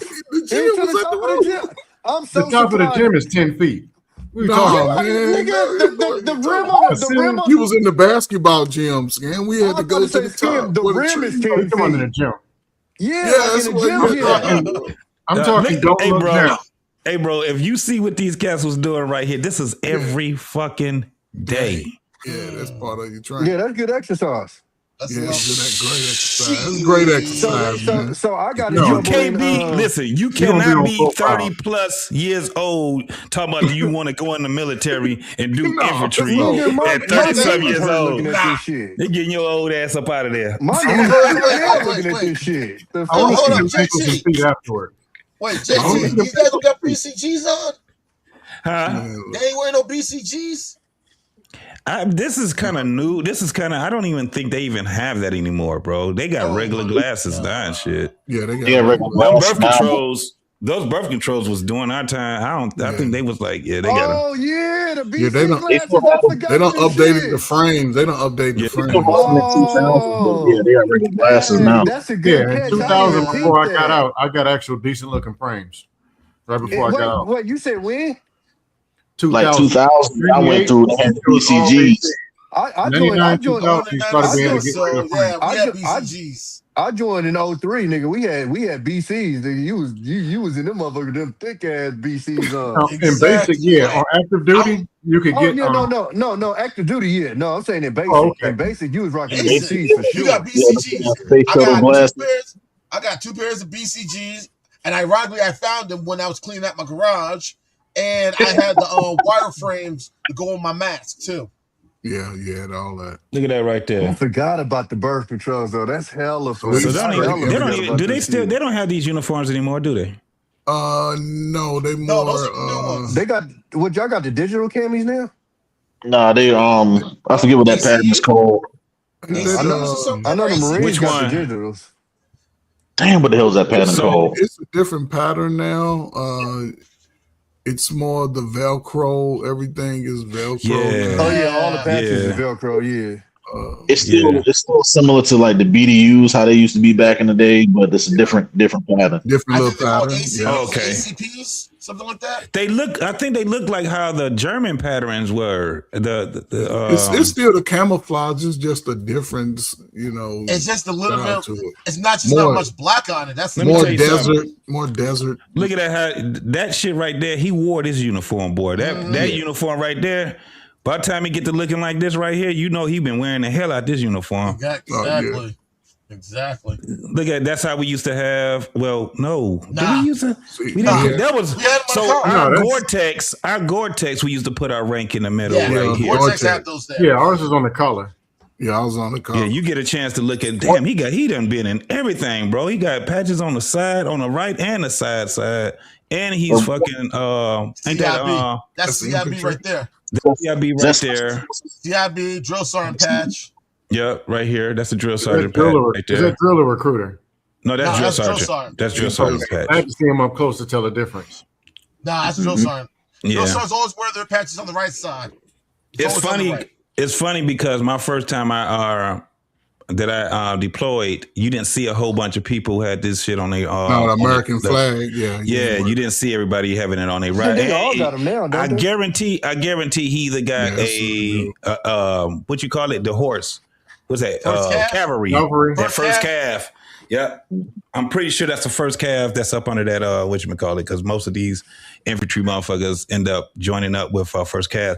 And you know how they used to do it. You would have, if you was detached to a calf unit, you would wear two patches. You would wear your unit patch and you would wear the calf patch also. But he wore the shit out that uniform right there, boy. That shit is. That shit gotta be DX'd in a minute. Hey, question for y'all. Was they busting melons in basic training when y'all was in? You had to break up a whole bunch of fights.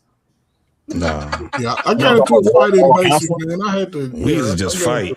We used to just. I got into a fight. You had to some point. You had to go ahead and get your frustration off on somebody, because I didn't like. Well, somebody that's gonna get on your fucking nerves. I didn't get into a fight, but I've seen a few people get into a fight. I got into somebody gonna get on your nerves, bro. I'm telling white you. Boy that we had a dude from the Middle East, a Muslim dude, and at nighttime he would go put out his rug and pray. And when these goofy ass white boys said something to him, I was about to beat his ass. They pulled me off of him.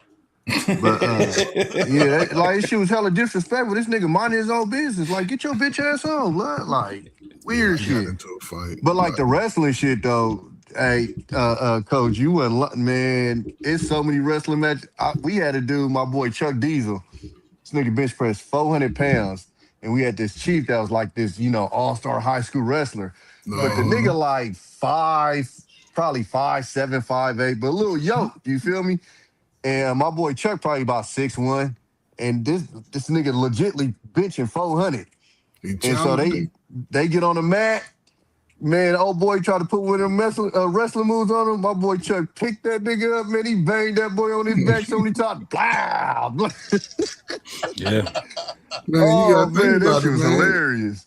10 weeks, no girlfriend, eating healthy well, no, food, this deployment, coach. On deployment? So yeah, but I get it.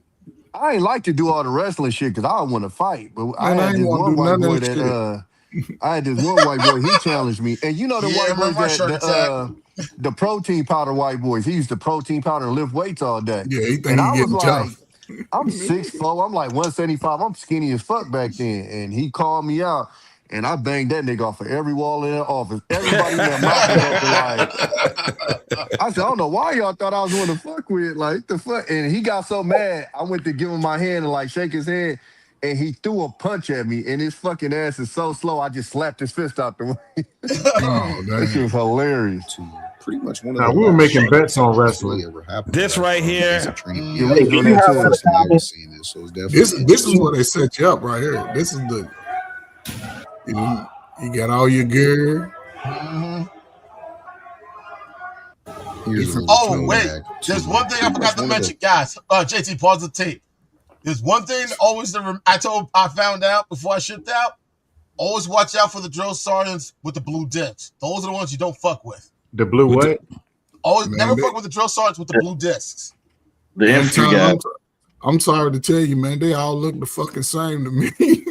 Right. I couldn't tell who had a blue disc or whatever. They all said front leading rest position. It was on. I mean, I couldn't remember that. But Cody said it's being. I remember Cody said it's being bought a requirement to be a vet. I think I'm the only one up here with hair. Could be, man. Hey, I still got my shit, player. Hairline and everything. Could be. Waves and everything. I'm holding it down for the vets. Goddamn it. Yeah, Cody. We didn't I know right before I shipped out. When I went back to Maps to get my stuff before I shipped out, one of the guys there said, always watch out for the drill sergeants with the blue discs. Don't fuck with those guys. Because those are the guys that are infantry. Those are the drill sergeants that are 11 Bravo qualified. That's why. But you know what? In infantry, one of the things that I've seen, because I was at Fort Drum and they had a training over there too. They didn't really fuck. They didn't fuck with the infantry like how the regular basic training, because they had too much going on, bro. Them motherfuckers had. And think about this too. This was the thing about going, like, when you go to like tech sergeant school or drill sergeant school, your ass got to be up too. You know what's crazy, JT? They got to be up hours before the soldiers. It's 6:30. They getting us up. Imagine what time they got to get up. You know what I'm saying? Exactly. And here's the part, JT. I remember this when I was in basic. We had to do our runs. My barracks were not that far from the drill sergeant academy. Yeah, that makes sense though, JT. Because when they came and wake us up, boy, you could feel that frustration in they motherfucking there, boy. They woke us up. Bang, bang, bang. They woke you up at 4:30, formation at 5, so they had to come from housing and get in the car. Nah, the barracks I stayed at, the barracks I was at in my battalion, they actually have billets for the drill sergeants that was single on the complex. So they had to walk not far to our barracks to wake us up. I think we only had... That's for the single ones. Yeah. And I think we only had... I think in my company alone, I think we only had a total of 4 DIs that were married. Everyone else all lived right there. No news. This was what we had. This is what I had right here. Cattle truck. We had those. That was it. Yeah, we had those. We went to the... Hey, that's my unit right there. First and 40th is that's where I was. First and 40th, Fort Sill. I got to head back to work, but before I go, I didn't hear anybody mention anything about shining boots or having a stock of kiwi. Yes. Hey, I bet you I can outshine all y'all. We had to have a white, and we had something called a diaper. It was just like this real soft white cotton towel. And that was the one thing, that an ice cup of water, and that's how you got to shine and maintained it. You didn't cut up a BDU shirt like everybody else. Hell no, we were able to get those towels. We were able to get those towels at signal school, but basic, we got basic training. No, you had to use what they gave you. Even on active duty, you go in anybody's room. They got a pieces of BDU shirt with a whole bunch of black spots from the fingerprint. Yeah, I mean, to this day, I still would use a shirt, like my shoes and stuff. When I have to put kiwi on it, I still do it the same way, bro. I still have a brush. I'm like, damn. You still use that shit, JT? Yeah, I still got that too, man. I use that shit too. For my black shoes, yes, sir. Hey, did y'all ever melt the kiwi? Melt the kiwi and then use neutral? Melt the kiwi. I figured out. You gotta remember ice water too. Nah, I figured out them goddamn drill sergeants was cheating their ass off, because we was trying to get our shit that damn shiny. Once you get in the regular army, you find out, nigga, that wasn't nothing but leather lust. We found out that wasn't nothing but leather lust. I'm spinning hours doing this shit right here. Nah, but JT, I had some homies that could get it like that. Future. Yeah, Future. So, you get in trouble if they find out you was using Future. I had one homeboy. He was so good. He had his whole boot that looked like a mirror. I don't know. That nigga took a lot. That lighter, baby. I did it on staff duty. You got that lighter. I used to get that tip like that, man. I did that on staff duty. I had people pay me to shine their boots. Yeah. No, shining the whole boot is not worth as much time as it takes. It is not worth it. No, man, just the toe, man. Just get the toe nice and shiny. And them Cochrane 2s and them Cochrane 3s, baby. That's what I used to have. Them motherfuckers easy to shine. That's just I had the jungle boots. Once I got the and I got the permanent party, I got jungle boots. I had the straight issue from basic training. It wasn't no special blend when I was in the 90s. Shout out to my boy Mandrell. My boy Mandrell said he used to use my goat. This the guy right here. He was one of them crazy ass Green Berets. This the crazy ass Green Beret right here, man. Shout out to you, man, Drell. No doubt. Wow, No doubt. really? Yeah. Certified killer. You had that goddamn school. I'll catch y'all later. All right, no news, man. Appreciate you, my guy. Yes, sir. Hey, Trey Bird, why are you leaning to the side in that picture, though? Listen, man. Okay, so this picture has some crazy memory, right? You know, after you got smoked all day and you saw that at the barracks and chilling, you know, everybody getting ready to settle down. So I don't know what happened, but we came up on our drill sergeant's office and it was unmanned. So for some reason, I got a picture somewhere I can't find what I got on the drill sergeant hat chilling. Oh, yeah, you should have died. Yeah, so we was just taking pictures, man. And I just, you see, I ain't got no mustache. I got baby face. What are you talking about? I'm too sexy for this uniform looking. Yeah, you know what I'm saying? I'm like, I ain't even got no rank on. I'm just straight, man. That was the greatest. I'm telling you, man. I think when you get out of it and looking back, it all sort of, and I see it on the difference of guys on YouTube, right? The guys that have joined, they have seemed to have a no quit, no lose mentality. They can, and the guys that didn't, they're like, oh, the world is crashing in. It's so bad. So it's just when I see this, man, it brings back good memories, man. So, Coach, you see all these goddamn bags they got? Yeah, man. You got at least 4 bags, 4 or 5 bags. My simple ass had a fucking suitcase along with all this shit. Hold on. You had a suitcase along with all this, huh? Along with all that shit right there. This nigga JT thought he was moving in somewhere. Yeah, nigga, I was going off to college. Like, I was so mad at my mama. Where's my apartment? I was so mad. I was just like, what the fuck? Look at this shit. This shark attack. This is a shark attack right here. Yeah. Them motherfuckers, I told you. They told me, now imagine, this was just hell right here. Look at that motherfucker. He about to start crying. Yeah. That shit was hell.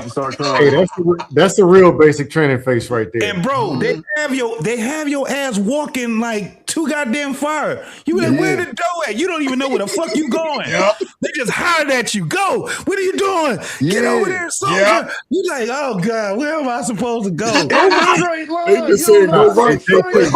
Your military left, soldier. Your military left. No, for us, the drill pad was right there when we got on. That's here's the thing. They drop everything in front of you and they call you by number or whatever. I still don't know where this drill sergeant teleported from.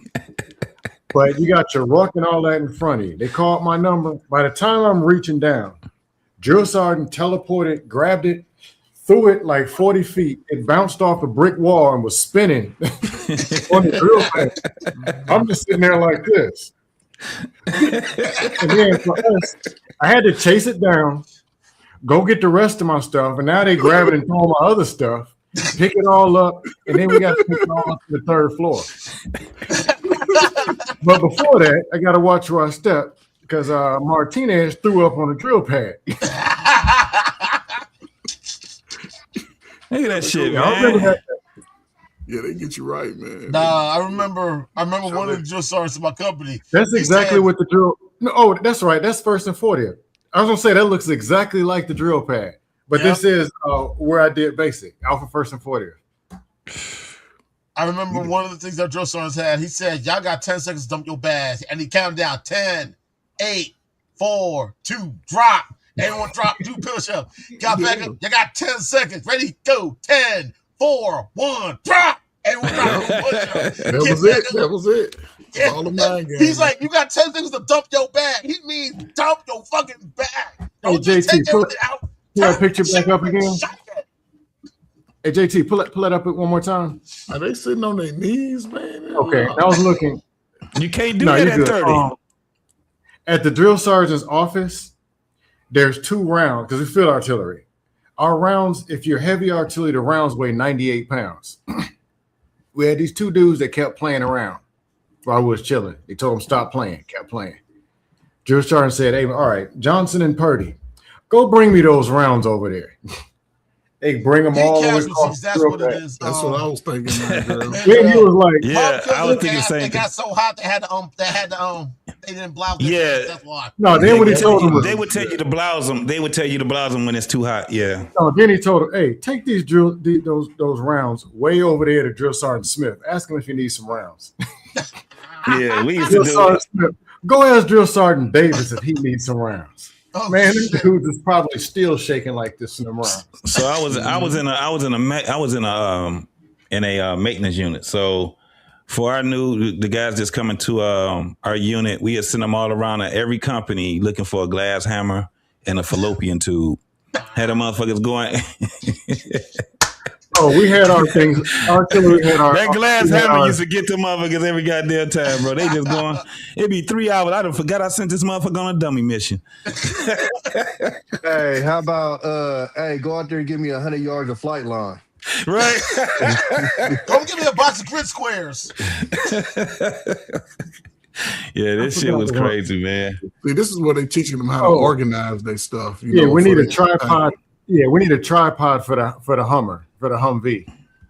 And I like the fact they give you one demonstration. Go out in the woods and get me some TR-double-Es. The update, what they doing now that was different going forward, 2027. Once you turn 18, you no longer have to register for selective services. Really? Guess what? They automatically register in your lane. Oh, you already, and it's still just a man, ain't it? It's still just they a man. automatically register you. So they was talking about the women, but I don't know if it's passed through I was yet. hearing about that too. But yeah, it's automatic. Well. So. Like they're going to make women register for selective service. And the military has already met their goals for the year and 4 months of recruitment. Did you see how much they paying and all them bonuses? I see why. I can imagine. Why not? Why not? I would. Hey, you got a C plus student, and that ain't a bad. If I was kid. 18, I'd be right back in. I'd be in 2 branches at once. What they paying now? Which 2 would you join? If I could do it again, I don't know. The thing was this: when I went in, Army had a 2-year enlistment. That was gold. Only do 2. I was 20 when I got out. Navy and Air Force weren't offering reserves. The initial I was looking at was reserves, but you can't beat a 2-year investment. No, you can't. But if it was all offering 4s, give me Air Force. They take better care of their people. Well, no, I guess it's. But I also say this: I'll never tell people. People always ask me stuff. I'm never gonna say one branch is better than the other. They're just different. Yeah. That is different for sure. Go to find what's best for you, and then what they're offering at that time. Exactly. And this one might not have a program you want. Yeah, go do research. Find what fits you. Exactly.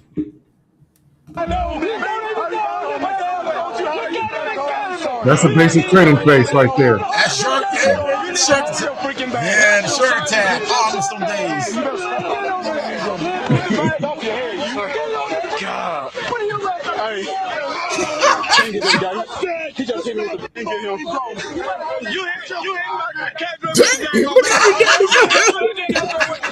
That's real basic. Oh yeah, that's real. You're down to ready to kill himself. What's your freaking problem? What's your freaking problem?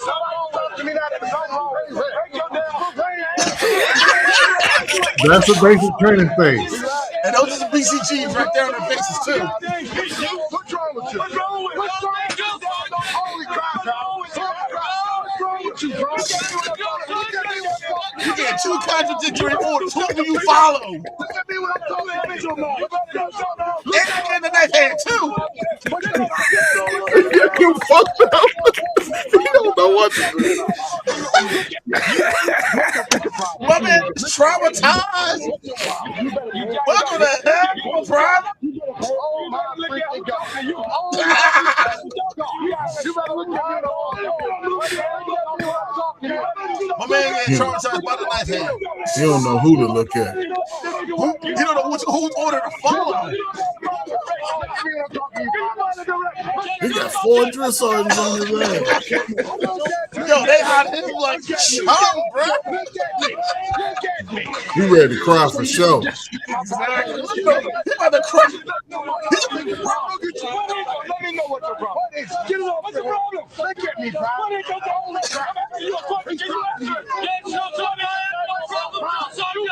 I'm telling you, you got a freaking goddamn problem. When drip starts talking, you look at your freaking drip song. I'm talking to you. I'm talking to you. Bro.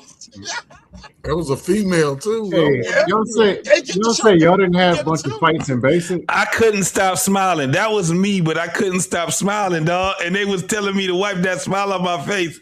And that was the craziest part was because I was trying to stay, to stay cool. But it was just too many of them motherfuckers hollering at me. And they was like, wipe that smile on your face. I was so nervous, dog. I did like this. I was like, that motherfucker told me to get down and beat my face. Oh, I got down on one knee and I just started hitting my face, nigga. Wait, the drill sergeant said, wait a goddamn minute. He called all the drill sergeants. He was like, watch this. Private, beat your face. JT, I did something dumber. Shark attack, dog. That shark attack, I would never forget shark attack, man. Hey, JT, I did something crazy. Drill sergeant called me in his office. I'm in parade rest, and my nose is running. I had bad allergies. And damn it, Private, blow your freaking nose. Pulled out some tissue, blew my nose, and then I'm trying to get a parade, and I set the thing right on his TV in his office. I don't know how I made it out that office. I don't know how I just said, but yeah, that was the dumbest thing I ever did in basic. Oh wow! That right there, the females, that wasn't intimidating. It didn't matter to me. She was just hollering. That never intimidated me. We saw one female drill sergeant in basic that was from way on the other side. They too small. You can't be looking up at me. Because we ain't seen a woman in 4 weeks. We're like, we want her to smoke us. Smoke me. Yeah, don't get a female drill sergeant that's fine. You too cute. No, after 4 or 5 weeks, not seeing a woman anything fine. Yeah, you can't stop, man. And then the hat be looking sexy. That wasn't even around. I'm like, y'all should just give it round brown. Oh, they got round browns now. They phased it out. They phased out them hats because them hats were sexy. Those what they did, JT, I found out. You can't be hollering at me with a sexy. Hold up, they got rid of those hats. Now female DIs wear the round browns like the men. They retired the bush hat. They retired. Okay. Started right of the year. Oh, I thought you were saying they got rid of the round brown for everybody. They kept the round browns. The women now wear the round browns too. They retired that drill sergeant hat has to stay for eternity. It has to be that hat. You can't change that. What's up? The Army drill sergeant hat cannot change. Exactly. It's got to stay. Yeah, the round brown. Don't the Marines use round browns too? Yeah, I think so. Yeah. Both male and female. Both male and females use the round brown. Look at that. Bury your head in your. Honestly, the Army canvas duffel bag that got to stay too. Yeah, they got some. That's a duffel bag. The black ones is duffel bags they got too. But it depends on what unit you go to too. I don't know what the black is. They may be doing special. You know what I'm saying? I don't know. I have no idea. TA50 in there. Probably the black ones got their TA50, and the green ones probably got their uniforms. No, we had them horrible rucksacks that fall apart. So that right there, these are females right here. So they got shakedown with the males and the females. Where's this at? Is this Lost in the Woods or is this Fort Sill? No, this must be. Let me see. When I was at Sill, it was no females, but later on they got females. BNC class of 2022. Oh, it's 22. Yeah, this 2022. So this is kind of. They got all 6 genders by 2022. Oh, 6 gender. What do you identify yourself at, Private? I am a meat popsicle drill sergeant. Nah, hey, I say this though. if the rules is you can be gay, whatever, and you go, if you're willing to do whatever and be a good, it's whatever with me. But see, that hat make them look like those females. They make them look like Puss in Boots. No, what I don't like that goddamn cat. I think it was if soldiers went and served some years, then the military would pay for the transformation surgery. Really? Then Trump reversed it and then said would kick them out. I'm not with the surgery. I'm not. But if you make a deal like that and people do their years, going back and reversing it, that's not cool. Yeah. Well, they should have started it. Some benefits, you know what I'm saying? So even though I might not agree with the benefits, if somebody went and did their time, whatever's in that contract, they entitled to it. Give it to them. I never had the pleasure to see a damn shakedown. Shakedown? What you mean? This right here. This is a shakedown. This is a shark. It's a shark attack shakedown. Yeah. Hey, have y'all ever been out to the range and come back and the whole floor dorm rooms, all of them are jacked up. Oh, Bay tossing. They didn't do that to us, but I've heard that. You talking about winning motherfucker threw my mattress out. I was one of the mattresses that they threw out of the fucking window. That's what I'm saying. When you come back off of a long day, the whole everything you thought was that happened to us. I was like, mattresses, Man, Fort Leonard, they were notorious for doing that shit, bro. Your socks, that was every other day. Your uniforms, everything was just ramsacked. You had to go spend half your night figuring out whose is who. No, they didn't do that to us. And they did that. If one person's stuff was turned the wrong way, Coach, you went to Fort Leonard, didn't you? I was Fort Dix. I went to AIT for Fort Leonard Wood. Construction is in Fort Leonard Wood. Construction and 88 mics, wasn't it? Truck drivers? I think so. I think so. Yeah.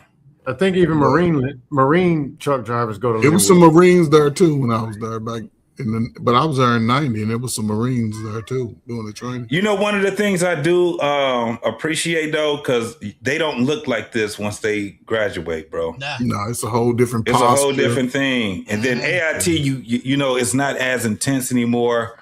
Yeah. Because they're concentrating on their MOS or their job or whatever. Yeah. And then once you start going, that's why I said basic training was actually a good thing, because once you go to any other schools or something, with the exception, not for us, with the exception of any infantry or special ops schools, the rest of them, they should be pretty much easy, man. You know what I'm saying? Yeah. Ours was it was 8 for basic. And then 5 for AIT. It was really supposed to be 8 and 8, but they had a new program. We're just gonna make it 5 weeks, and it's gonna be another 5 weeks of basic. I was my whole thing was going to my whole thing was 13 and SEAL, same unit, same. Yeah. Oh, so it was OSUT you went through, huh? Yeah, we was OSUT. Okay. The my good next thing was shorter. The bad thing is my basic was really 13 weeks. Yeah. Damn. Just after week 8, we can listen to CDs. We can we got a little bit more lax, but we still got up at 4. Lights out. I went to 9. Fire guard, CQ, same thing all the way to the end. Oh, I went to Aberdeen Proving Grounds. Everybody wanted to go to Fort Lee because they were saying that Fort Lee was cool. It didn't have shit on Aberdeen Proving Grounds. It was just like Aberdeen Proving Grounds was just, it was dope, bro. It was. You go to school because, for one, if you was going to school for mechanics, whether you was like I went in for track mechanic, which was also, it was light wheel, heavy wheel mechanic. So you working on diesel engines, you working on M1s, Bradleys, all of that. But you didn't get a whole lot of training on. Most of our concentration was basically on Caterpillars and diesel engines. Once you start going to your unit, especially once you start going and you start making rank, and depending on what unit you is, that's when you start getting extra training, especially working on Bradleys and stuff like that. You know, that was more of the that was more like on the job training. I didn't work on a Bradley, bro, until after 2 years, because I didn't even turn a wrench until after 2 years. I was boxing. So once I started getting into it, though, It was dope to learn how to work on turbine engines and, you know what I'm saying, stuff like that, going to those schools. FMLAs, I was one of the first ones that they sent to Fort Hood to learn on the FMLA trucks and stuff like that. Yeah, so I love Fort Hood, man. I ain't gonna lie. I love Fort Hood, man. Yeah. I was with the 21st replacement in Fort Hood. Ain't Fort Hood, is that Fort Hood or Fort Bragg? They got I-20 running right through the base. Fort Hood is off of I-20 would be it was the freeway. It was the freeway going right through it, wasn't it? Fort Hood That down would by be Killeen. Benning. No, yeah, Killeen, Texas. Probably thinking Gordon. It's down to that. It got to be Benning because Hood is down south. Fort Hood, yeah, It's Fort by Hood. Texas. No, 20 would go Fort through Bragg. Fort Bragg. I think it was Fort Bragg. I never been. I think Hood is south of 10 too. Probably so. No, Hood is north of 10, and it's what is it, man? I forget. 20 probably runs through Gordon. That's Augusta. Yeah, Hood is north of 10. This is right in the middle. It runs right outside of it. It runs right outside of Augusta, not through the base. Yeah, 20 would go right through outside of it. Augusta. Now, I would say my best. I went TD. What is it? What was it when you go somewhere? TDY. We were going to El Paso to build the border patrol range, right? So we was all together, earth movers. They just big old tractor drivers and the electricians. We all was together in the same unit. So, man, it's the crazy. I had some white guys right now. White boys are crazy, right? They used to rent a U-Haul truck and go to Juarez, Mexico, riding in the back of a U-Haul truck. They used to try to get me to go. Say, man, I'm not going off that crazy shit. And El Paso, I said, as far as the base with one of the best, I guess, nightlife for a single soldier, I put El Paso up against anybody. Because they nightlife was the bomb. I'm talking. And I don't know, San Diego. Everybody loves Fort Lewis. San Diego, but Fort Bliss, man, I'm telling you, man, Fort Bliss, man. But San Diego got them too. Listen, I'm gonna tell you right now, it ain't too many cities that got San Diego. San Diego, even the sailors that go to San Diego be fine. I think I'll put a military woman up against any civilian woman as far as fineness. That's how basic ass morning look. Even worse than this. I'm gonna tell you the coldest part about my MEPS. They unit. At MEPS, but that's right a when I was unit. leaving, That's a unit running, yeah. That's fine ass army chick. And but look at them old ass men in the back. Yeah, that's a unit, man. That's first time. Nigga, that's the XO, the XO, the W4, the W3, W4. They get the only thing they doing is doing their little time trying to get that extra money for their retirement. Them motherfuckers don't do nothing. That's it. Yes. That's all they doing. So I want to ask y'all, right? Because all of y'all were under the old PT test, right? And Tommy, yours might have been different because in the Army, it was the 2-mile run. It switched while I was in. It switched February of 99. Okay. So I wanted to know, as far as y'all push-ups, for me, it was like 110 or something to get 100%. 82 to max, 92 sit-ups. 82, 90. Man, that was a basic level. 82, in 98, it was 82 push-ups to max. This if you were age 17 to 20. I'm a number nerd. I don't forget numbers. Yeah, so it was 82, 92 sit-ups and 1154. Nobody was maxing that PT test out of basic. February 99, they changed it. 2 miles was 13 minutes. What? Push-ups was 71 and 82 sit-ups. I used to max the push-ups in like 47 to take a knee. Come on, man. They must have really lightened up. They really lightened up, man. Push-ups was a joke. I knocked that out in 40 seconds. How much was push-ups? How many push-ups you had to do? After 99, if you were age 17 to 21, 71 was max. 71? That's it? Yeah. That's what I said. 71. Yeah, I was talking, 40 seconds take a knee. Half the unit was max and push-ups. Hell yeah. Yeah, because I had to do 100. 82. I couldn't do sit-ups at the time. Sit-ups were never a problem for me. The run, I max it out. I was usually 13 something, between 13s and 14s on a 2-mile run. But I had foot problems. I thought I was having problems. I thought I was slow. My best time in AIT was 12:40 was, my consistent 13 time. minutes. Fastest I ever did was 12:45 in a 2 mile. Yeah, that was every time we ran the test, I was 12:40 or under. I was 12:20 because I understood. I maxed the push-ups and the sit-ups. I was always close to 100 on sit-ups, but over 100 on push-ups. And I knew for the run, I wasn't going. I already used to have it in my mind. I'm not the fastest 5 mile runner, but I'm a consistent, and it was always coming in because I average about 288, 290, depending on what I did the weeks before, day before, as far as PT tests. So about 288, 290. But in basic training, it was 300. I used to max that shit. Now I got 291 one time, and I can never get 300. Yeah, but today I was 300. No, I can run 2 For all miles. y'all that don't know, this is Germany right here. I can run 2 miles and 14 right now at 45 years old. Oh, well, yeah, you good shit. That's what I used to be 45.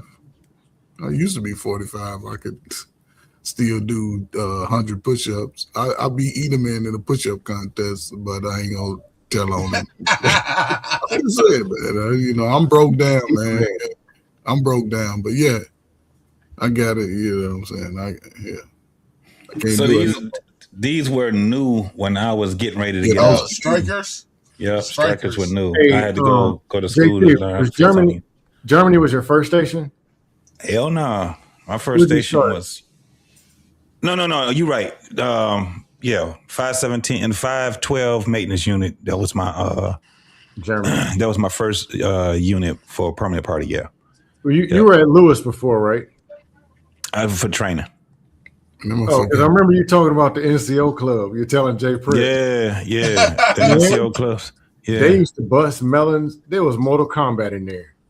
Bro, for Lewis, man, that was good. Lewis. 4-day weekends. Yeah. If it was ever them about to go to the field, North Fort or 3rd Brigade, or them coming out the field. Mm-hmm. If somebody banged one of their women, because they all mess with the same chicks that live right outside the base. Right. And they mad because some dude, while they out in the field 30 days, it's a dude driving their car around base. Jody! Yeah, Jody! How to do this? Then it's 3-on-3 and it turns into 15-on-15. Hell yeah. Tables, bottles, everything.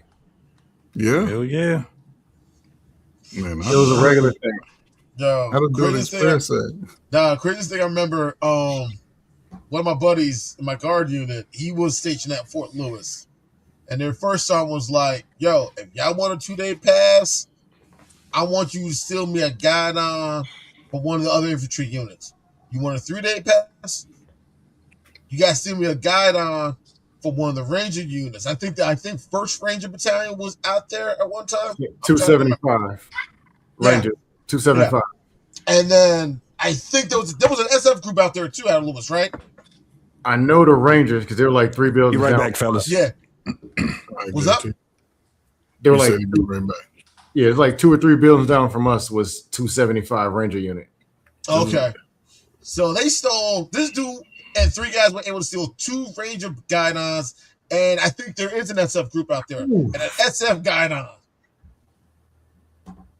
Ooh. Yes. It wasn't worth it.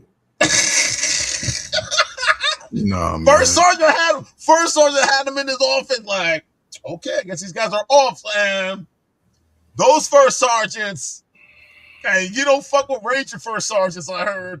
Ooh. They were heated. They were fucking that's just not worth it. That's not worth it at all. Nah. They keep Motherfuckers did crazy shit out there, man. No, it was just known. Anything to do with the Rangers, don't mess with them at all. Don't fuck with it. Don't fuck with Rangers. Don't fuck with the SF groups. Don't fuck with either I one. think we had SF, but I don't know where they were. It was somewhere on the base. But Rangers, I knew where they were. And they stole their guidons. I was like, damn. Y'all motherfuckers had a death wish, huh? Yeah, man. I knew 2 guys. Man, I had a crazy story, man. I once I left Fort Hood, I went to Fort Polk. Man, I met two soldiers, man. They were young, man. It was a young white boy, about 21. And the black dude, okay, yeah, I remember. They both had just turned 21 within like a couple of weeks apart, right? Uh-huh. So they done concocted this scheme, right? Like they were going home to visit the white guy, right? So a couple of days before, a week before, they was sitting outside out front of the barracks. They were talking big stuff because one of them had purchased a sawed-off shotgun. So he's talking crazy. Man, they done went home to the boys' hometown, man, and tried to rob a bank, man. Oh, wow. They got 15 years, man. Damn. And they let the military deal with it, right? So they didn't get away with it. So they had to do that 15 to the end. Wasn't nothing. I met, I didn't meet them. I knew two soldiers that had hung themselves. Oh, committed suicide. Another soldier had he followed his wife cheating. A white guy followed his wife cheating, and he saw who she was cheating with, and he took a blade, maybe about no bigger than a switchblade. Man, they found him in New York 3 days later with her head still in the car. Wow. Yeah, man. One guy drunk bleach. His wife was cheating. He drunk some bleach. One guy, when I went to Saudi Arabia with, he had got married a couple of months before he left. He came back. Now, me, I'm just straight out of basic. I come back with about close to 10 stacks. This dude was a specialist, so he would have like 15 or more. He came back. He was $60 negative in the hole in his bank account. His car was in the ATL. She let some friend take the ride, and she was pregnant with somebody else's baby. That's what he came back to. But he was a good guy. Then he met a little white girl about 6 months later, and he married her. I was forgetting to ask about military red pill stories. I forgot to ask that. Hey, man, listen, I don't know what guys used to think, man. I ain't gonna lie, man. I love the training part. And, my father was an Army guy, and he used to yell at me shit more than drill sergeant. But it was just, I believe, like I said, I realized that if you had a opportunity to go in, serve your time, get your armor discharge, from what I've seen, even friends, people I've seen outside YouTube, it's a different type of mindset for most. Except Scam he's in the feelings, right? He's working on. He wouldn't have been a good psychologist in the military. He have everybody scared and crying and shit. Better be hanging themselves. Yeah, he have everybody feeling bad about why they joined, and military is military. Real life. You signed up for this shit. Yeah, so you got to do it. Though. I don't hear no crying. I don't no, I'm with that when it's time to handle business. Yeah, you got to deal with that because it's military. I'm just talking about real life feeling stuff. Yes, it matters. But it's both. It's a mixture, Scam. Especially for a man. They need that mixture. Yes. I said, nah, I didn't get married until after I got out. I see too much nonsense during my time in. Too much nonsense. Mm-hmm. But no, basic as far as like what they did, the stress cards and some of the other stuff. Oh, God. Y'all have stress cards? No. Nope. Okay, yeah. But even if we did, it's a setup. You would use yours. You do wave that. I know my drills. If you weigh that stress card, they're like, "Oh, you stressed? All right, go on, sit down. I got you. Wait till tomorrow."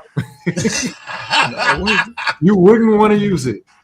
Nah, we didn't have any. Don't wave your stress. Don't do it. It's a trap. There were rumors going around when I was at Gordon that we had them at Jackson. I was like, the hell no, we didn't have no stress cards. What the hell y'all talking about? We never had them. So because everyone thought, because everyone looked this soon, Jackson, oh, you're relaxing Jackson. Oh, y'all got it easy. Hell the fuck no. You try being out there for 9 weeks and it only rained a total of 5 times. Only ran a total of 5 times? No, it only rained a total of 5 right, times. yeah, it was hot. Yeah, that's what it is. What it is. So Joker's making it seem like we had that easy. Hell the fuck no. I don't think. I don't think nobody had basic training easy. Oh no. No.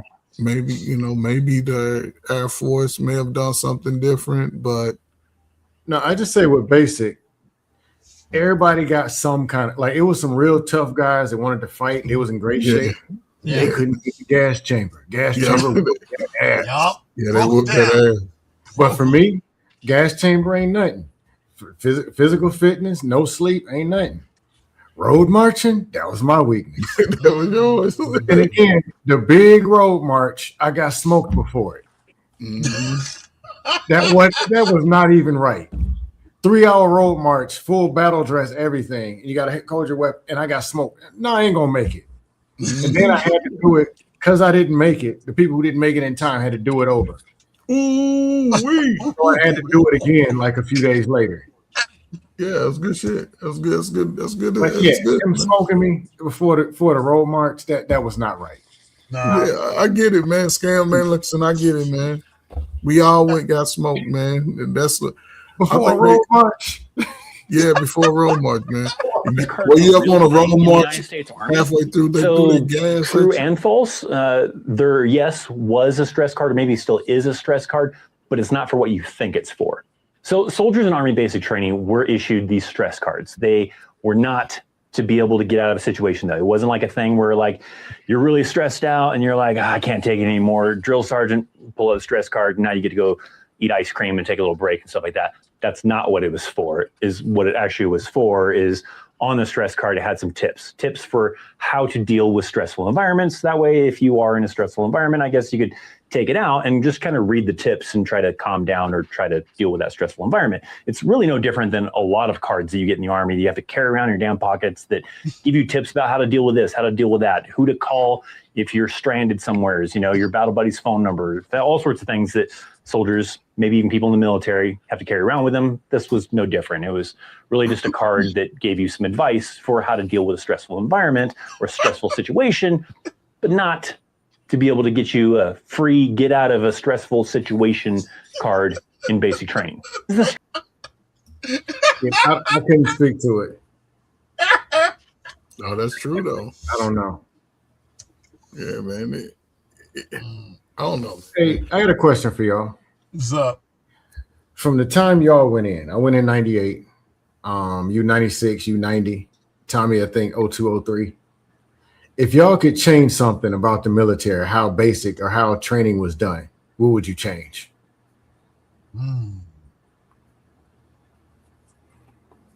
I said make it longer. Make it longer. Instead of like eight weeks, make it at least 10 to 12 weeks. At least 10 to 12 weeks. Make it a little bit more challenging and everything else.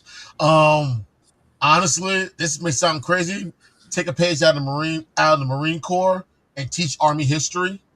Because you know how the Marines are. They take pride in the history of their Corps. History, okay, that's great. Come on now, come on, first. You know how Marines are. My beloved Corps, and they take pride in their Corps compared to everybody else. I think that's the one thing I would teach. No, I wouldn't. I don't need to know. Me personally, history. I could see. I would allow. So I would. You would know what your field of study, your job was going to be until after you went through basic 6 weeks of basic training. I wouldn't let you.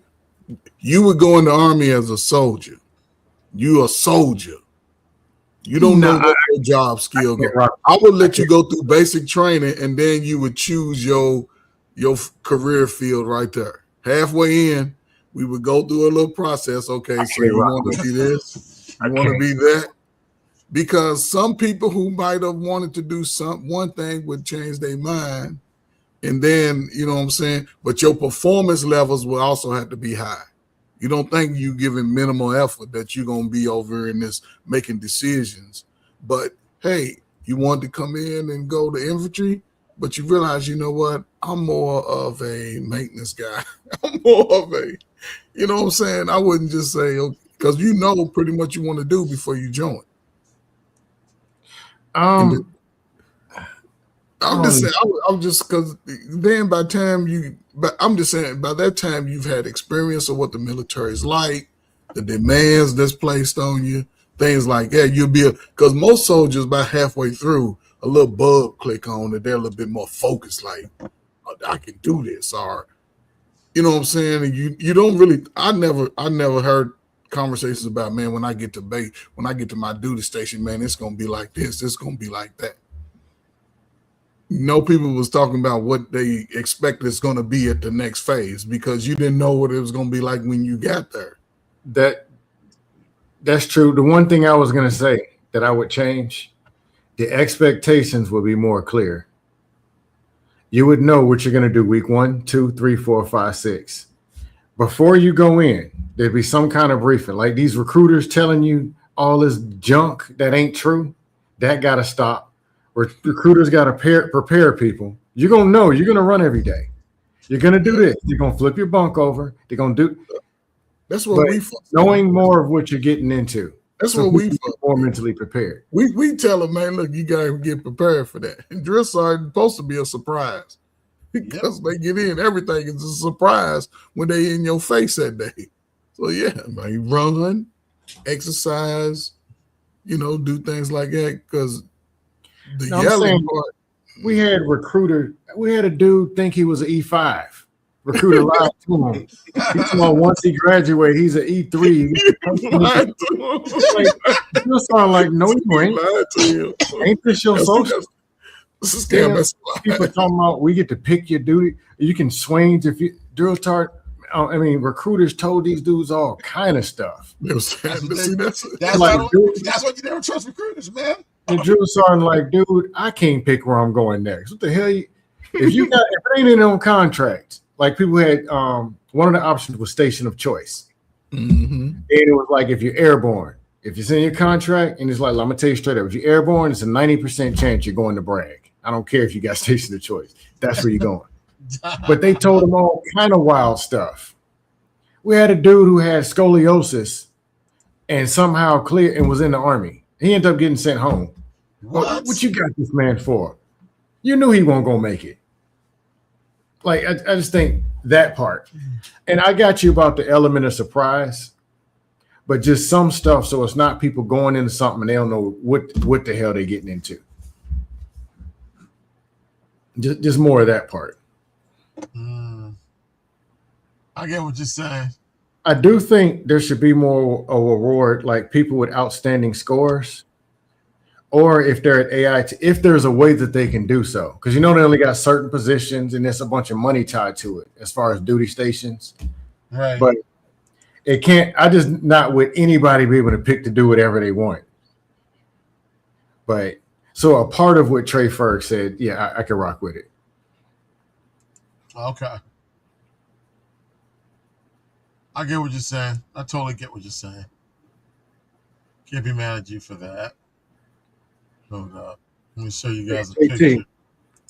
If you could change anything about basic from when you went in, if you could change something about the training program, what would you change or make different? From when I was in, they changed it already, probably.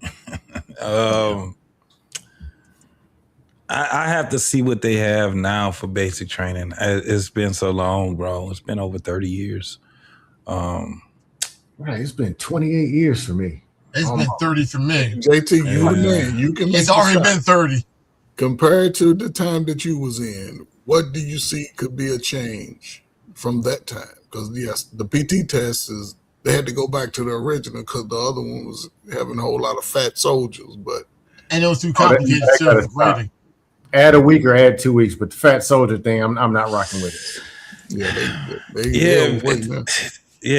Damn, PT that shit wasn't bad. I mean, because as I got older, it got easier for me. I made 300 every time because being 27 years old, that was cool. I was like, shit. When I first went in, I'm 18 years old, and you know what I'm saying? And shit, you have to do a 13 13, 17 in order to get a perfect in that motherfucker, something like that. Yeah, do good. Man. You had to do damn near 100 push-ups, 100 sit-ups. That was easy when I was young. And then shit, by the time I got to be about 25, 27 years old, we talking about 15 something that you I would add pull-ups to the if you're gonna do push-ups, you need to do pull-ups too. Nah, I wouldn't fuck with everybody about to get up out of that. It was because it's a technique that you gotta have for pull-ups. Yeah, I think the Marines still have pull-ups or whatever, but it wasn't that many. Yeah. A lot of people, I didn't realize it until now that I'm older. I don't have the same technique that I used to have. That shit. I'm struggling doing chin-ups now. Like, dude, I can do 30, no problem. Which way are your hands facing? Yeah, are you going this way? I'm better forward. When I was younger, it was this way. But from doing them this way, I'm better at them this way. That requires way more strength than the opposite way. But once you build yourself that way, that'll be the way that you... I said it's technique. It's just a technique. It's kind of like lifting weights, right? I can actually pull more with my hands inside than I can outside also. Yeah. So it's just like, lifting weights. You got to have a technique with it. A lot of people, I done seen some big guys that sucked at lifting weights because they didn't know how to push. You know how they didn't know how to push. It was like they didn't have the balance on the free weights, right? Yeah. So I seen a lot of big guys screw up on that. It's the same thing with pull-ups, chin-ups.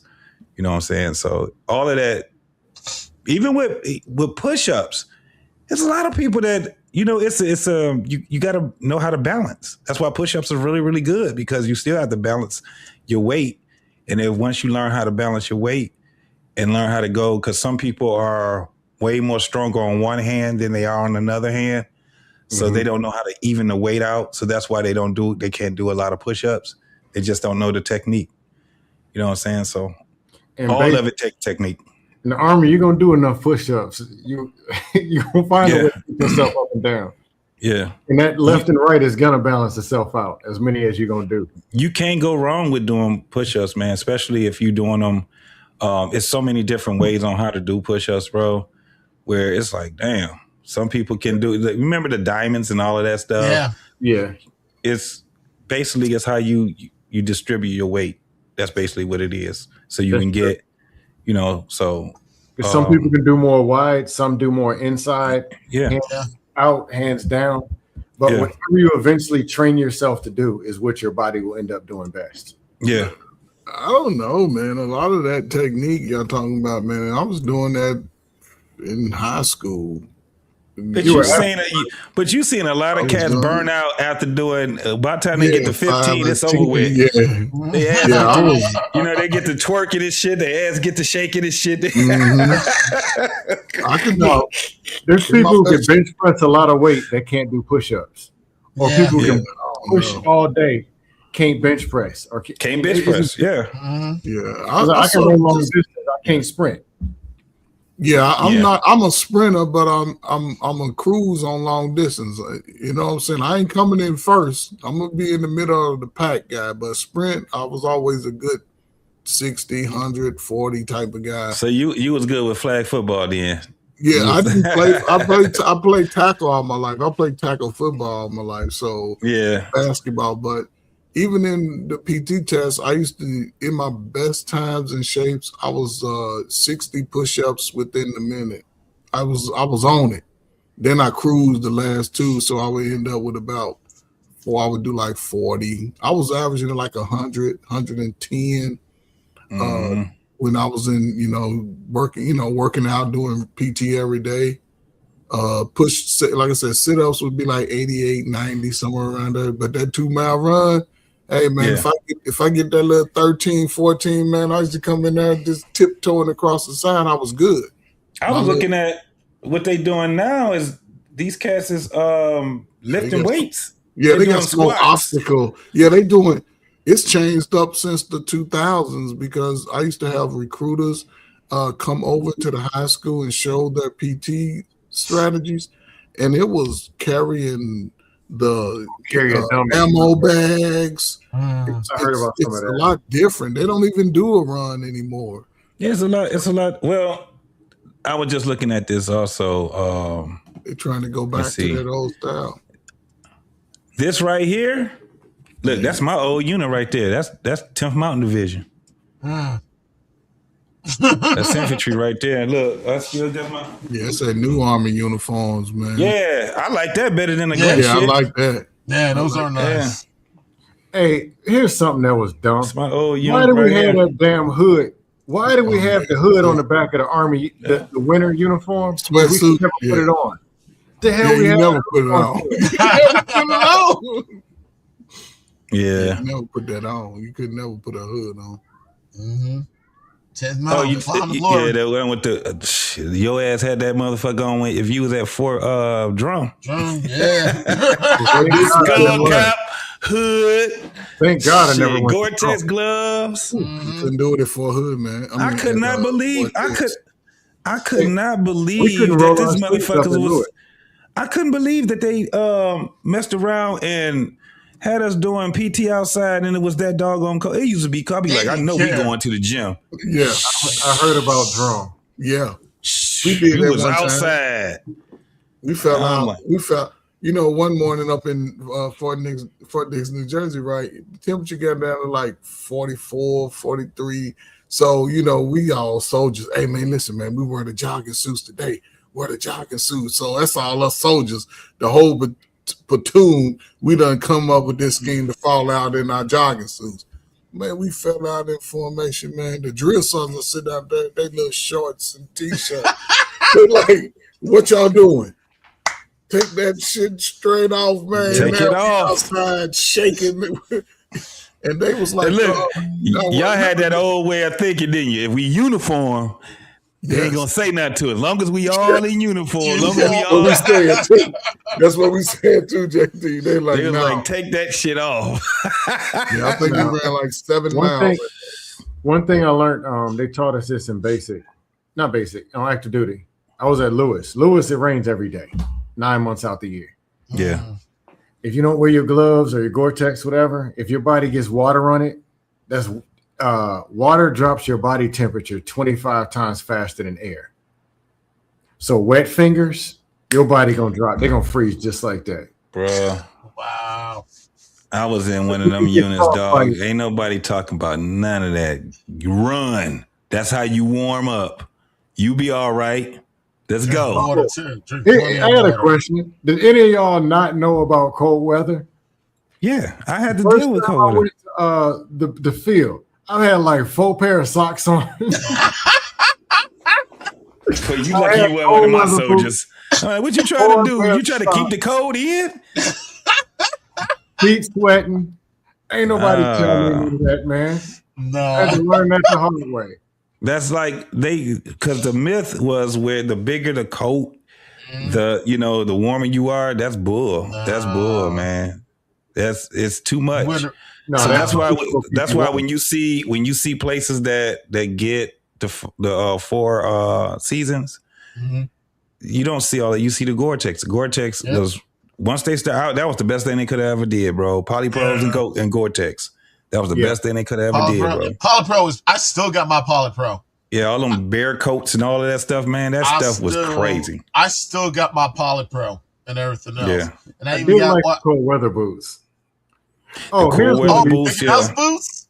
Them boots was $220, dog. They still you talking about the battle horns? Oh, yeah. Those were great. Yeah. No, I shovel my snow in that. I blow. I still got some military stuff I still use, bro. The Gore-Tex coat. I got the Gore-Tex coat. I still wear it. I still got the Gore-Tex jacket too. I got the something better. The plastic, the rain shoes the ones you put your boots inside. Rubber duckies. Yeah, the big rubber. Yeah, that was part of the mob gear. We used to wear that with the part of the mob gear. Yeah, with the mob gear. Yeah. Man, we was putting on Nikes and them things. Oh well, y'all So had we it had, easy then. yeah, we had high tech. That was about those high tech boots was about the only, but I couldn't. I just wore a regular. I was so used to wearing just regular boots, bro. Yeah, me You know too. what I'm saying? Do y'all have rundowns? What they call well, in Chicago and in northern Indiana, they call them rundowns, right? Mhm. That's where they have resources for veterans and former soldiers that can come and get haircuts, and they give out military gear. Do y'all have that in y'all cities? I don't have. We don't have it. I don't know because Michigan is fairly big, so I have no idea if they have it. I know we don't have it here. I know Indiana has it. Yeah, Indiana used to have it. Yeah, man, I remember Jersey had something similar to that. I'm not sure as far as I know. Where I'm from is I'm from Virginia, where it's so military. Oh yeah. You got the Navy, you got so military. Army, you got you got Norfolk. They have plenty of surplus stores around there, like military surplus. Yeah. But you can't say discount for. Well, some of it is standard, but you can't say free for military. There's too many military. Your business. It's a done deal. No, but the rundowns usually be organizations that's been given, like in Chicago one time they had like 500 marine grade duffel bags, backpacks. Yeah. And they had them filled with boots, sleeping bags, cold weather gear, warm weather gear. Man, we'd have got that stuff and sold it. Sleeping bags. So I have about 5 military sleeping bags. That's good. $300 when I was in. Hey, bro. Hey, I got that sleeping bag. Yeah, that's the sleeping bag. That's right it right that there, sleeping bro. bag was no joke. You can't be having no clothes on in that sleeping bag, I still got mine. Yeah. I You put that hated get that drawstring. That's the only thing showing is the tip of your face. Yeah, that's it. I still got mine. I still got the outer shell and the black one that goes in. You put that on, you good. You straight. No, here's the thing. I was only E1, E2, E3 the whole time. I was only in 2 years. So you get in the sleeping bag, get comfortable. Last thing you hate. Hey, it's time for guard. 1:30 in the morning. It's time. You got to get out of it. Yeah. I was one of the ones waking your The ass worst up. is middle shift on no guard. fucking sleep. Give me the first shift on guard or give me the last. Yes. Middle shift on guard. It was way better. I ain't gonna even lie. It was way better when I had squad leaders and shit like that. When especially doing that buck sergeant shit, bro, I was like, I couldn't get no fucking sleep, especially when I had people, because I didn't have to pull a guard, but I had to make sure my soldiers pull a guard. So I'm waking up every 2 hours. I got to go get them, especially if they ain't in the same tent as me or something like that. Like now, they got cell phones and all kind of shit now, bro. But we ain't had none of that shit, bro. No, guard with us. If somebody wakes you up for guard and you play around and go, no, that wasn't gonna fly. Our unit did not play when it came to guard duty. Mm-hmm. So I'm kind of speaking on deployment though. You know what I'm saying? I can imagine that was we have to look out for one another and deploy. I would not leave nobody. You know, it was totally different than garrison. So when you get deployed, bro, it's kind of like you got to just make sure your people is on point. They at where they supposed to be, because that shit I'm talking about, and you got to make sure they up. Yeah. You know what I'm saying? Because you be wanting to go to sleep. That's why basic training was so important, bro. Yeah. With the whole sleep deprivation, all of that stuff. And then once you start getting into different types of training, that's why you got to go to training. One of the biggest things in training was how well can you function with sleep deprivation, right? Yeah. Mm-hmm. So it's way serious when you deploy somewhere, especially if you was you manned a gun or something like that, or you was in an armor vehicle or something like that, or you was on your checkpoints was very where you just got all day, every day, you just got somebody coming through those checkpoints. So being, if somebody just delirious, and you know when your people is delirious, man, because they're not doing the right things. That makes a lot of sense. Honestly, if we in the field, longest I did was like 14 days in the field. And we had Constantine. There was work, and I was lowest ranking. That's I remember multiple days where the only time that I'm not working is when we're shooting or when I'm on guard. Other than that, constant work. I've been working the max.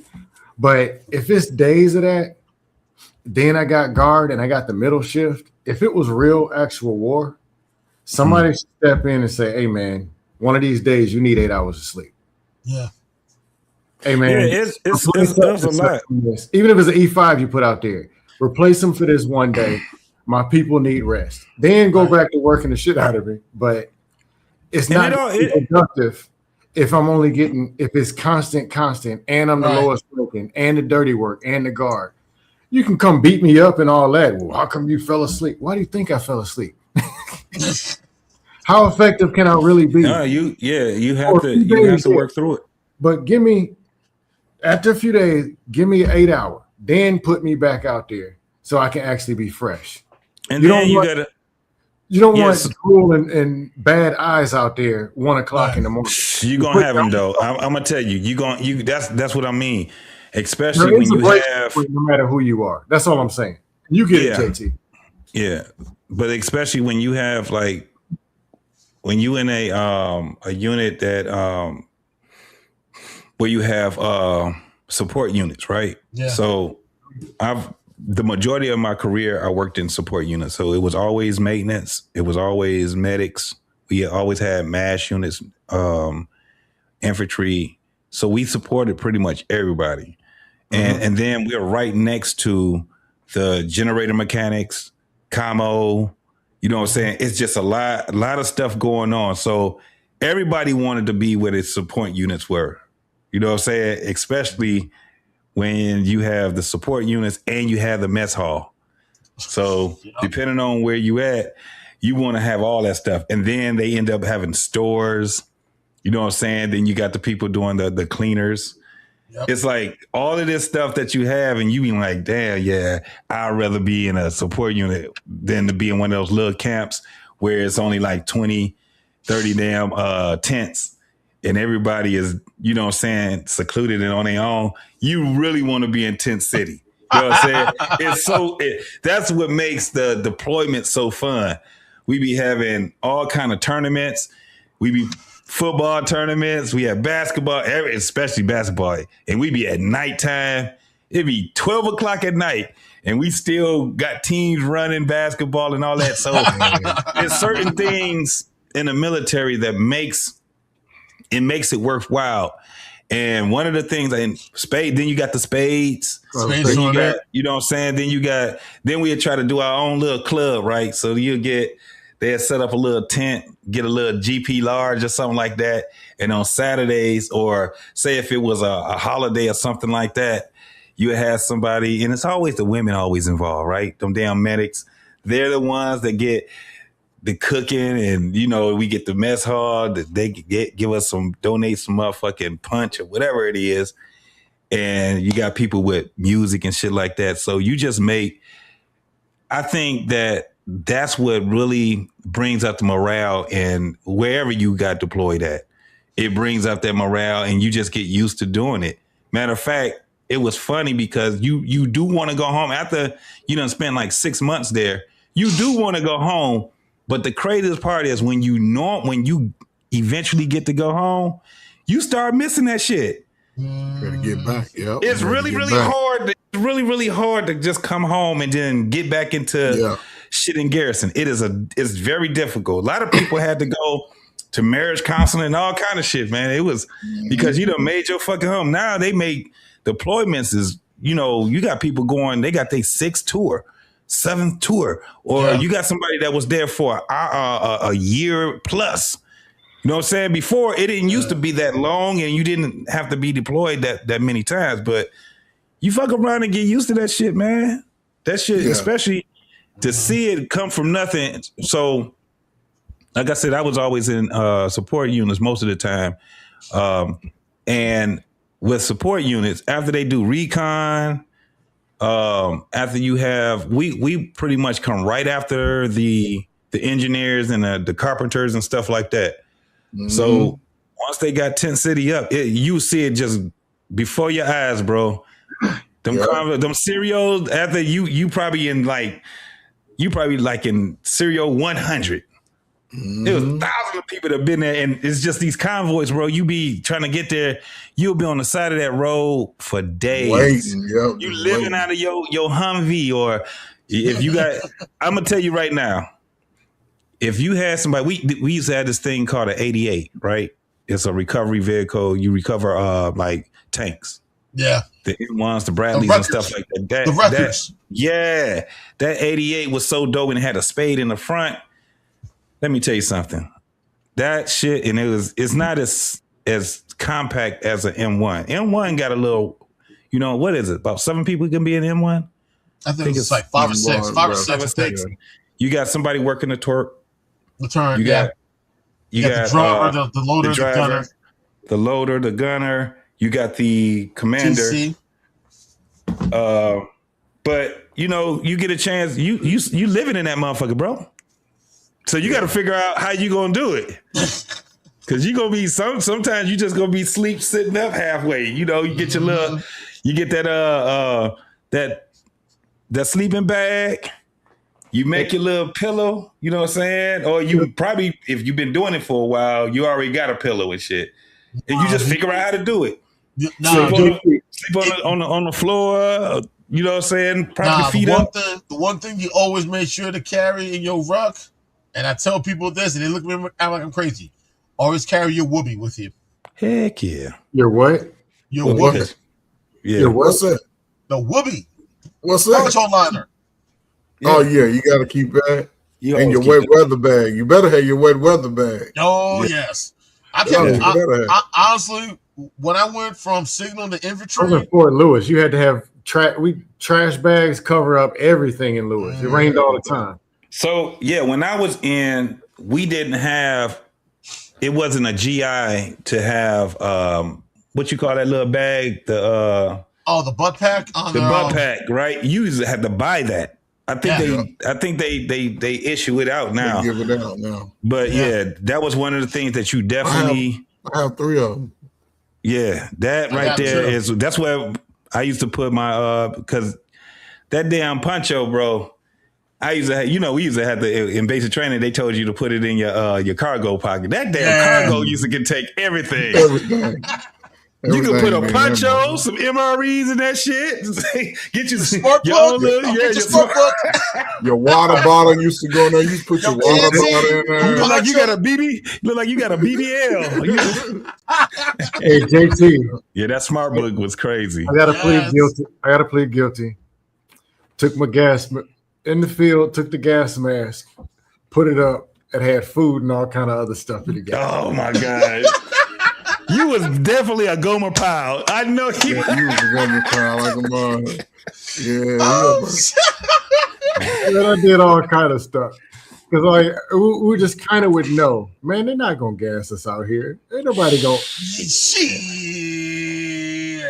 One of the things you have to understand also is the time that they gassed us, times that they did, they would somewhat let us know because they knew we won't build for all that.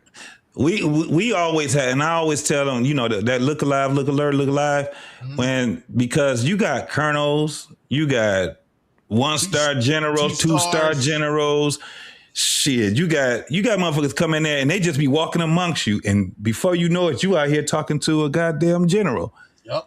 And they will ask you something general, right? They'll just be like, "Let me see your smart book." Thank God they didn't do that to us. Because our unit ain't had together. You get caught, bro. The thing is that it wasn't real bad. Normally, what would happen, you would get smoked. You know what I'm saying? If it was that, but for the most part, they just want to see how prepared the unit is, right? Exactly. So they ask you certain questions, and do they still do sergeant times? That's what I want to know. Sergeant times used to be. We did it Thursday. Everybody did it Thursday. It was Army wide. It was Thursdays. Some took it serious, some didn't.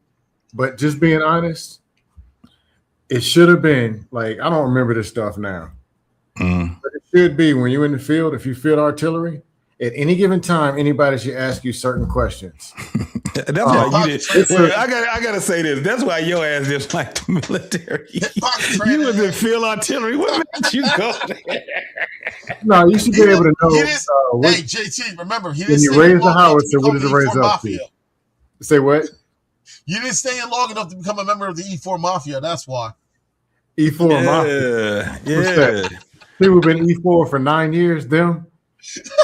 No, those are the sham experts, man. Yeah, those sham, they be shamming. Those are the shamming experts right there. Well, here's the thing. I was 18. I went in August 98. I turned 18 July 98. August, I'm in. 3 weeks after I turned 18.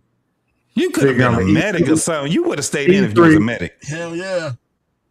Depends on what type of unit. Shit, dog. Let me tell you something. I don't give a damn. Oh, that's where all the women were. Shit. No, a medic? What? If you were a medic, Fort Sam Houston. Hell yeah. I was at Lewis. No, I'm saying if you would have. I'm saying if you would have. What? If you would have had a different MOS, if you was like a medic or something like that, I'm telling you, you would have had a different experience in the military. Fort Sam Houston was the damn. Oh my god, man, that was the spot, man. I got out and went to college. I got out and went to HBCU. Yeah, that's good. I get it. I understand. And I was the GI Bill was you probably would have rethought that you was in, like, especially one of my best units. Probably, my unit. When I was in First Armor Division, that probably was my best unit.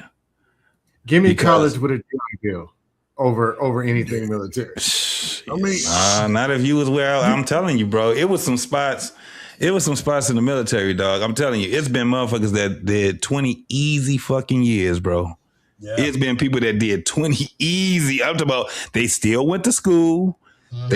They still did their thing. Especially now, this is the thing. If you was in Germany, the chances of you going and being on a Air Force base was very high. Because the Army and Air Force work, when I tell you, your life is just a beautiful life. Because I think Ramstein, because you had a couple bases over by Ramstein. But when you first come in, normally you go to the Rhein in Frankfurt. You come in there. Okay. So you got Ramstein is on the other side, and then you got Ramstein, Rhein, and then you also had I think they had an Air Force base over off of the Cologne airport too, but it was always the airport that was there. JT, imagine out processing, ACAPing at 19 years old. How about that? Yeah, I'm just telling you. We talk about being in and out. I was there, got to the unit December 98. Got situated, got my E2 in February, got my E3 in August, 99. By the time I'm getting comfortable, a few months later, I'm less than a year out. Yeah, you was looking to get out. That's why I said, when your ass, that's why I understand why you got out, because your ass was in a field artillery. Exactly. I was trying to get the fuck out too. I'm surprised you still got your hearing too. Bro, I told you, I was at Aberdeen Proving Grounds. Aberdeen Proving Grounds was so laid back. All we really did was go to school, and then we go to the rec. After school, we be at the rec. And if you was 21 years old, you was, even when you wasn't, good. You was good. Get the pitcher of beer. You sit there. It was just something different about it, bro. JT, I was also only an E1, E2, and an E3. I never even got to. We get it. I get it. I'm telling you that you made a bad decision on the job that you chose. Field artillery? Not only that, I never even got to use delegative authority. I never got to tell E1 because I was the lowest ranking until 2 months before getting out. I understand. I get it. Your sham shit. You know why, Cam, you know why they sort of put you, and then I go to college. You can't get me back in the Army. But they knew how long you was gonna be in, so by the time they knew that you was the potato pillar, and you was the KP guy. Guess what? We You look that for guy. Congratulations. And like I said, the night that I left, you were the guaranteed volunteer. That's what it I was. saved up 55 leave days. The day I left to go home, they went to NTC in the morning. At night, I'm getting ready for the morning, and I'm flying out the next day. Wait, can't get me back in the army? This guy was one of the only people I ever known that was like, I was looking to get the fuck out. This shit sounds like prison. I just got in. You let Scam tell you this shit was like prison. I'm like, yeah you should have. And I'm just thinking about it when it didn't even hit me until you kept saying it was Phil Artillery. I'm like, wait. Of course. It makes sense. I would want to get the fuck out too. Yes. Yeah, I was light artillery. It's raining every time, cold, dark. You got all that, Scam. You was going outside. You was going to do all that. Here's the deal. Scam. You was in. I do appreciate it because it was necessary. I was kind of spoiled, kind of. You still was spoiled. You're like, I'm getting out this shit. You ain't reclassed. You could have reclassed. You could have said, let me choose something else. You like, hell no. Yeah, I would have said, fuck this.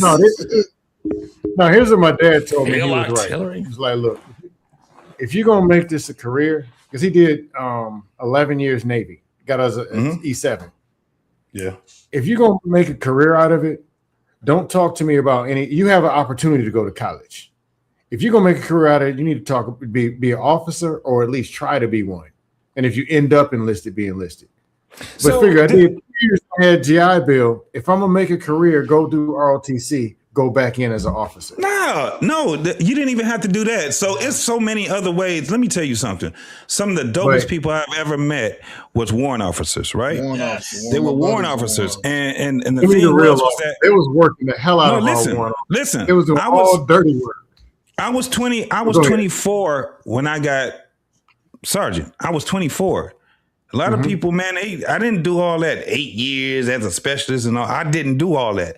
So I had people that actually pushed me to have a better, you know what I'm saying? Because I didn't know if I wanted to do career or not. It's just every time it was time for me to re-enlist, I was like, all right, I'll do it. You know, what else? You know, make my little deals or whatever. And then I'm just back in. I just wasn't. When it came time to get out, I was like, nah, I ain't ready. The only reason why I got out that last time, my fourth time.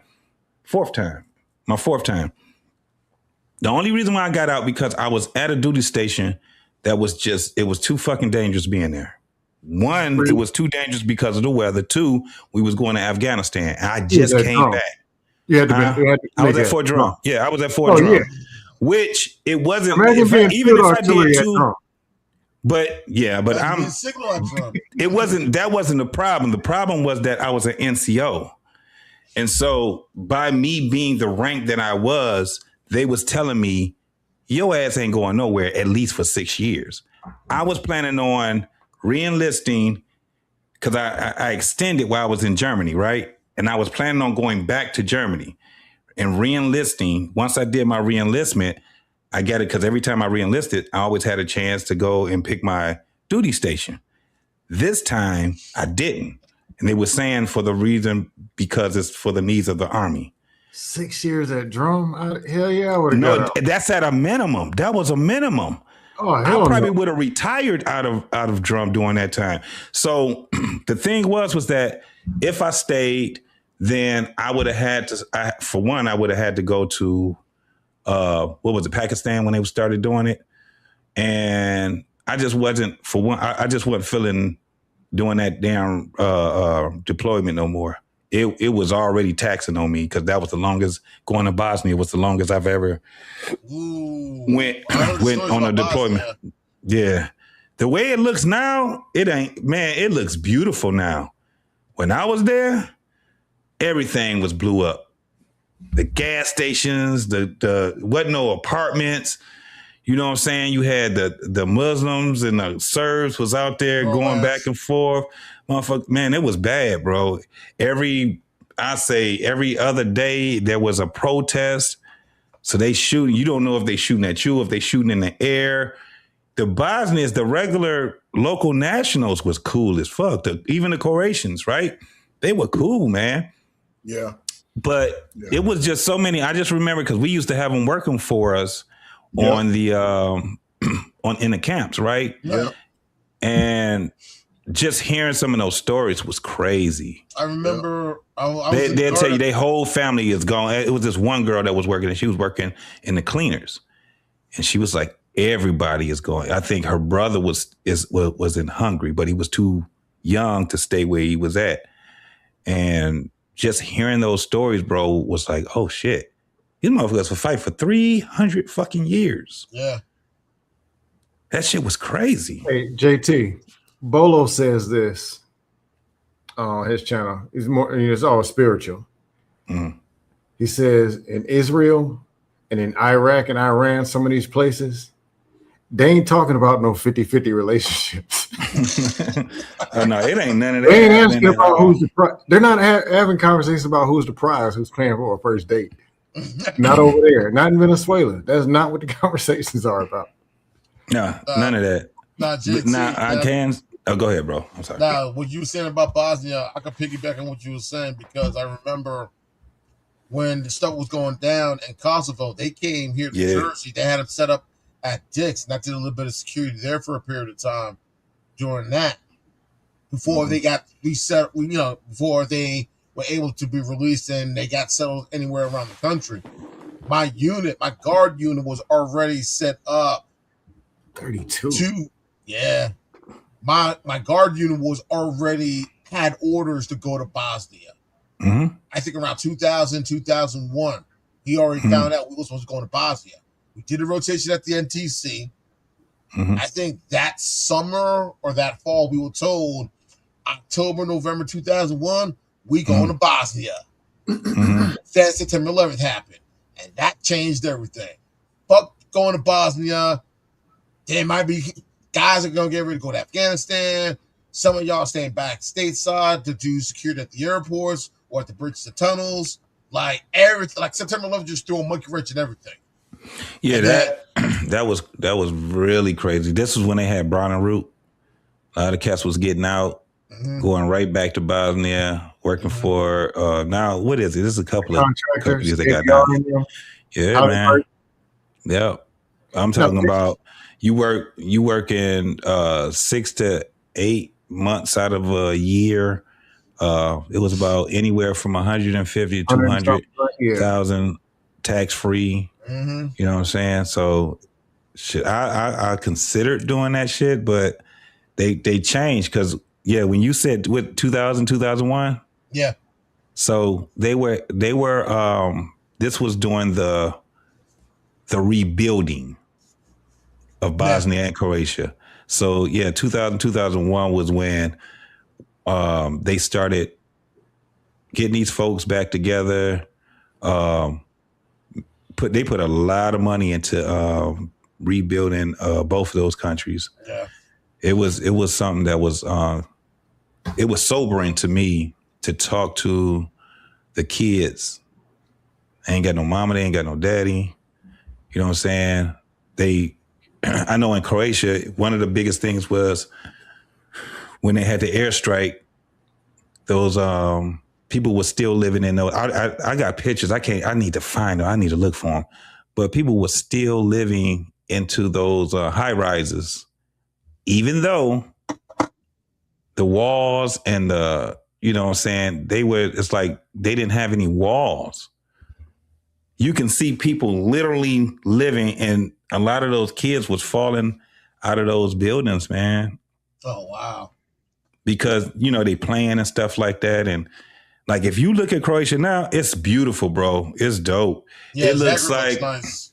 It looks like if you've ever seen Budapest, Hungary. It's a beautiful place. Budapest, Hungary. I mean, Europe is pretty dope. I like it. Yeah. But Budapest, even like, because it kind of affected Hungary itself, right? They had a big problem, a big issue with their government. And when we got there, it was kind of like we used Hungary as the reception. But before we did it, they had to get this whole thing where the government was kind of fucked up. So what American government, what we did was rented all of their spaces, their land and stuff, and we build off of that, and we paid them rent. Now, they didn't call their government the government. They called them the mafioso. And it was just crazy to see people were still trying to live their lives as if their lives were normal still through all the fucking chaos. I just remember going into summer when we was in Hungary, and I think I stayed in Hungary for about 2 months. And I just remember I was getting a chance to go out onto the town in Hungary, and we went to a restaurant, man, and you seen bullet holes still. They were trying to patch up all that stuff, man, but you just, and then they'd tell you the stories and stuff about what happened months ago. And it was, I think the most chilling thing for me was hearing how many people that they lost. You know what I'm saying? And the way that they talked, and they got their little accent. Right.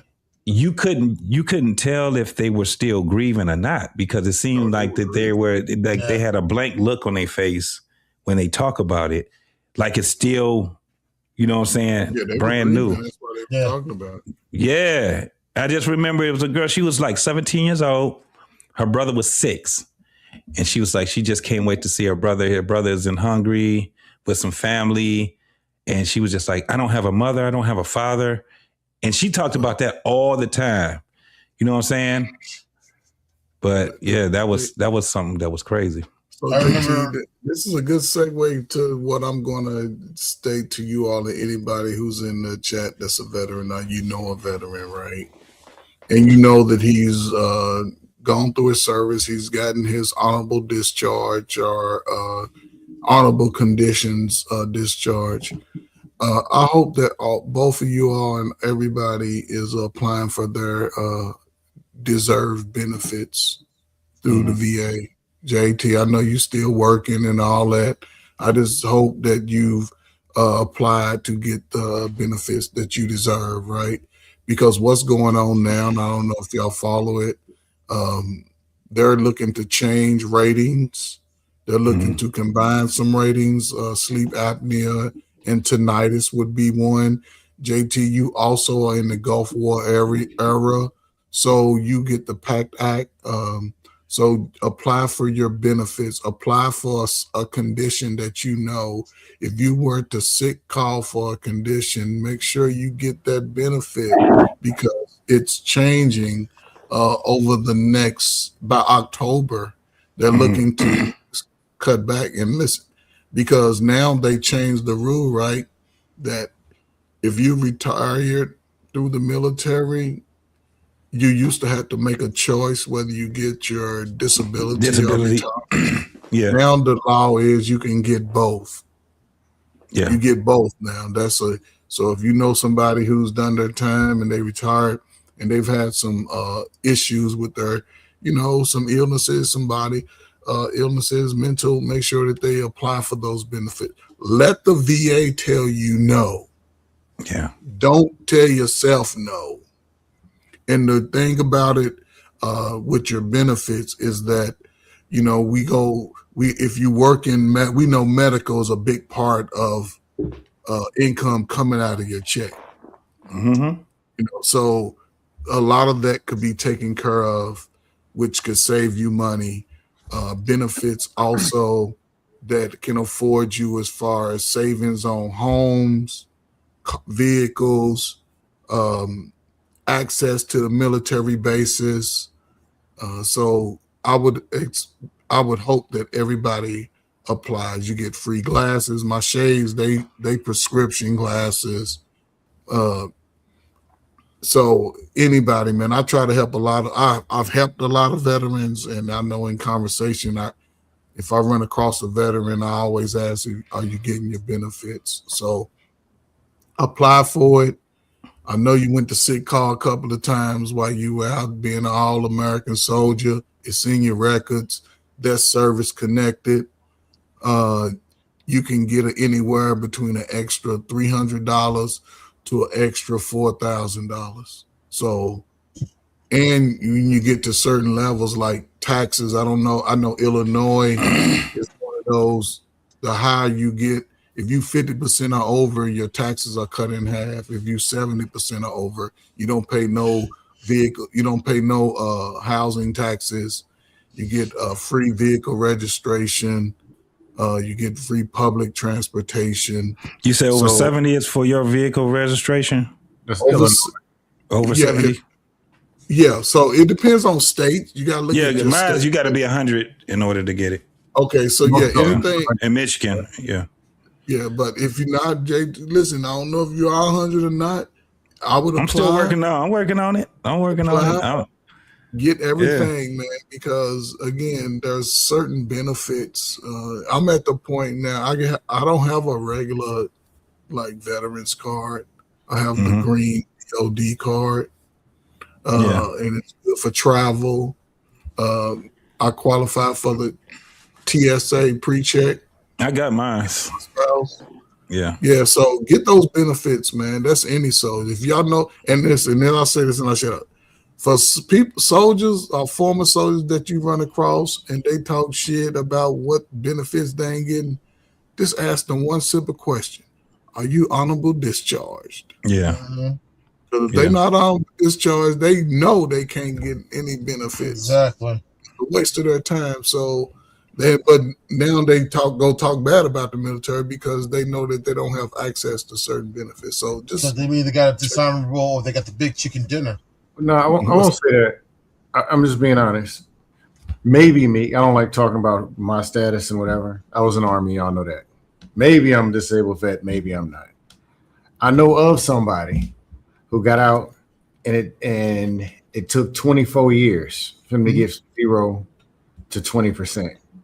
Then the next year they went from 20 to 80. It's also about who you reach out to, because there's always gonna be these hot shot Tony tomorrow. Man, I can get you the max, and then making up stuff and they can't do nothing. Then there's people who legit go through your records, go through and talk to you and teach you how to actually really go and advocate and get you whatever. Yeah, those are the ones you need to talk to. Some of them are scam artists. I'm not going to suggest anybody to scam. I'm not going to sit here and tell you, go in there, tell them this, tell them you fill out a truck. You ain't got you messing with federal funds. You're going to be in jail. That's going to happen. Don't lie. There are people who are very good at this. You have to network and find those people. Yeah. Scam is not that difficult anymore. Try more than one. Some of them talk and say you can do stuff, but there are some that really can't. But it's not that difficult anymore. I've been for the last 8 months or something. I go through YouTube. It's a few good resources that you can. They're pretty good. Yeah, that's true. And there's a site. I downloaded the site. It's called what's it called? Let me see. I'm going to tell y'all what it is. It's called Veterans AI. Yeah, the military. I'm sorry. Hold on. We got the brother checking in. BMU. He said all the way from the hot ass Arizona. What up, though? What up, though? BMU, my brother. What's happening with you?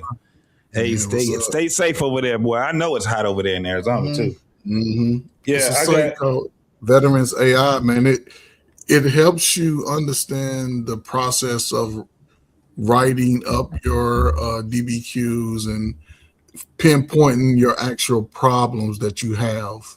Oh, that sounds good. Yeah. So definitely use the resource and listen. Like, it depends on what organization that you allow to sort of work with your case. Every time I went through the VA, I didn't really get what I was looking for. But once I joined American Legion, then the resources opened up. No, I don't. Right now, they're at odds with this new changes that they making. The VFW is sort of dropping the ball. Oh, really? They trying to give you less because tinnitus and sleep apnea are the two they trying to change as far as a condition. So if you if you can't apply right now for tinnitus, hearing loss. Also, anything, your knees aching, your arms is aching, your back is aching, and you know that you was in a MOS that probably could affect it, now's the time to apply because like field artillery. Yes, field artillery. That's a part of it. That's something that could change you from paying taxes to not paying taxes. Speaking of field artillery, welcome Eden. Oh, that's the best right there. Wait, Eden Man was artillery? Nah, man, that's the best, man. 13 Delta. We the king of You battle. had Hold that, on, let's bruh. be clear. Thank you for You your had service, that. homie. I'm surprised you still got your hearing. Let's be clear. We the king of battle. Yeah, tell Scam that. We know. Scam don't believe that. I was 13 Bravo. I didn't like it. If I was an Echo, I think the king never like his job. No, hey, Eden Man, I think 13 Delta is what used to be 13 Echo. I was a Delta. I was FDC. FDC. It was Echo when I was in. I would have probably liked it if I was 13 Echo. Y'all was chilling. So how long you gave the base? Ain't it? It's the base he was located at. I just came up. So how long you gave Uncle Sam? I gave him 8 years. I just came up here to say, who? Hell yeah. Thank you for your service, E. Most definitely, brother. Yeah, I'm in Jamaica, so we ain't no lights out here. You know, they ain't pay their bills. So I just want to tell y'all, brothers, shout out to my brothers. And appreciate y'all for y'all service. Oh, but just to let you know what you talking about, it's a new movement. I just dropped a couple people off at the airport. They going to the Philippines to do their VA claim. They take you through the whole process in a week. Completely abandoning the American way. People coming back from 10%, 80%. We got a buddy who just went up for 100%, from 30%. So a lot of people are using sources outside of America to be able to get evaluated correctly. But like I said, I know y'all like the lights on. They ain't got no lights on. So. No, you good, bro. It's all good, man. You may just be safe over there. Yeah, that's why I recommend a veteran, man. Listen, go get the benefits you work for that you deserve, man, because we getting older. We ain't getting younger. And you can apply for SSDI. If you get 100% disability, you can get SSDI. Oh, that's good to know.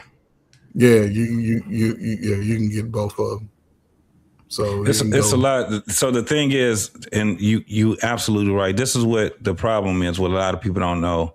You get old, and when you get old, the things that you got exposed to. Because I'm waiting for that shit with the gas that we was all exposed to in basic trading. I'm waiting for that shit. It's coming. It's definitely coming. And headaches. Eye twitching. Sinuses. Sinuses. Yeah, you got it's a lot. You know what I'm saying? It's so but you definitely got to do it, man. Most definitely. Yeah, but either man, you can make almost $80,000 with SSDI and disability. But he's right. You won't be able to work though if you you can only make about 24,000. It depends on family because there's still an income threshold that you can still work. You just can't go over it. That's a lot of money over. That's a lot of money overseas. You can still make $100,000 on disability. It's guys that were on disability getting $100,000. You can still make close to $100,000. Yeah, you can do your thing on both of them. Yeah, right. Maybe a lot of money in different countries. Yeah. It's a lot of money in the United States if you know how to work with it. Mm-hmm. True. Hey man, I appreciate you brothers popping up, bro. Most definitely, I'm gonna go ahead and shut this thing down. We done hit the 3 hour mark. Hey, this was fun, bro. Yeah, this was fun. Show, everything positive. The next show, I'm gonna be up here raising hell, running the whole panel's blood pressure up. As but no, you ain't running mine up. I know you. You my brother. I be like, nah, scam my brother. If I get caught up on my on my shit, but nah, bro. We definitely have to have certain conversations. But no, I appreciate you, me brother. And Black Man disagree on so much. Yeah. But that's Black Man Unfiltered. Okay. That's my Dustosphere brother. I mean, hey. We disagree. But I don't got to fly out nowhere to go to he box. So I mean, it'd be a problem for me anyway. He boxed for the Army. I ain't crazy. Man, I'm old as hell. Ain't nobody. I ain't got those You skills still got no more. you still got a couple of swings. I just let me tell you something. I just got me a jump rope. Take scrubs. I'm getting ready to be dedicated to my runs again. I'm not running like I used to, but I got the jump rope. I'm about to get these boxing gloves. Go hit. I'm about to get in that swimming pool. Get my swim on. I already done got my diet. Let me tell you something. I feel great now. I used to have this little pregnant bump in my, you know what I'm saying, the dad bod. I'm getting out of this dad bod shit, bro. I'm getting my ass back in somebody's pool, about to go LA Fitness or whoever, and I'm about to get old man fit. I ain't trying to be. You going to train the box. You going to train the box. I'm not boxing that motherfucker, man. I'm 53. I'm about to be 54 fucking years old. I ain't boxing nobody. Bro, JT, I agree with you. JT, I totally agree. Let me tell you something. That motherfucker hit me in my goddamn nose. Yeah, it'd be Hey, nigga, we don't bleed like we used to. That motherfucking shit. I used to bleed, put some pressure on it. Hey, we can get back out there. 15 minutes. Now it's 2 weeks. Yeah, shit. 2 weeks. This is a whole pay. It's a whole pay period now. I'm doing a week later. I'm still doing this shit. I'm done. I'm finished. I ain't got nothing. Listen, I ain't got nothing to prove to nobody. I spent half my 40s soaking in Epsom salt. I ain't gonna lie to you. Hey, fuck around. Hey, look, I fuck around, get hit in the head. Now I got dementia. I ain't just got a concussion. I got dementia. I'm too old for that shit. I'm not. You walk around with CTE and shit. Right, I got CTE. He ain't even hit me hard. I feel you. Nah, hey JT, it's this thing on Instagram my sister sent me. Like, it's got 15, 16, 17-year-old jumping 10, 20 feet in the air, landing on their feet. Then it shows a 40-year-old, how 40-year-olds get up and down. He jumped up. When it was time to get down, he saw off the tailgate of a truck. Hand, scoop edge, turn around. Slowly put one foot, then the second foot on the That's how it be. Bro, let me tell you, I went last week over, took my ball and everything, and I walked to my park. It ain't that far. I walked to the park, dribbling my ball. I go there. I'm seeing some dudes right my age, probably a little bit younger, whatever. Motherfucker sat there and he was just shooting the rock, bro, and blew his knee out. I waited to see if he got, if they need to call the ambulance or whatever. I guess he called his wife. She came and got him, right? As soon as she came and got him, I said, y'all can keep that goddamn basketball. I walked my ass back home. Put that basketball back down my basement. Turned the TV on. I was like, shit, talk about I'm about to get out there and do some goddamn basketball. No, I'm going to do some stretches. We got to do, this is what I learned. Especially if you don't do it enough, you got to stretch. You have to do calisthenics. You got to make sure, and this is what, what a lot of guys is messing up too? Their Achilles heel. Yeah. And they not doing too much when you don't use it. I'm seeing dudes just blowing out their fucking legs, and they ain't doing nothing. Walking down the steps. Just walking down the damn steps. So it comes down to not using your muscles, and when you shock your muscles like that, we already know what happens. You know what I'm saying? So stretches, if you got to do, it ain't gay to go out there and do goddamn yoga. Do some yoga. No, I never Pilates, yoga, whatever it takes to get that shit. Don't listen to none of them motherfuckers. You better stretch your the ass shit up out of under that. a shade tree and stretch your hamstrings. Yeah. Stretch your quads. Oh, you gonna be walking around with one of them boots? Yes. JT, I was injured for like 3 days. I was leaving my C&P exam and walked out and slipped off the curb of a sidewalk. was out for like 3 days. You got injured after the CMP exam. Leaving the CMP exam. This nigga right here. Icing, Epsom salt, tinge unit, anything you can think of. Yeah. Back so jacked up, hurting, hitting speed bumps, tore down. Just some slipping on. What was your primary injury, if you don't mind? What was your primary injury? That's back check. Okay, and I'm just saying because that could be a secondary to your primary. No, but that's back check stuff. I don't know. I'm just saying. But I put it this: I take good care of myself, look great on the outside, but you got some problems. But that's just what it is. Yeah, it's because you're getting older. Y'all be on YouTube. Hey, you get out there, calisthenics.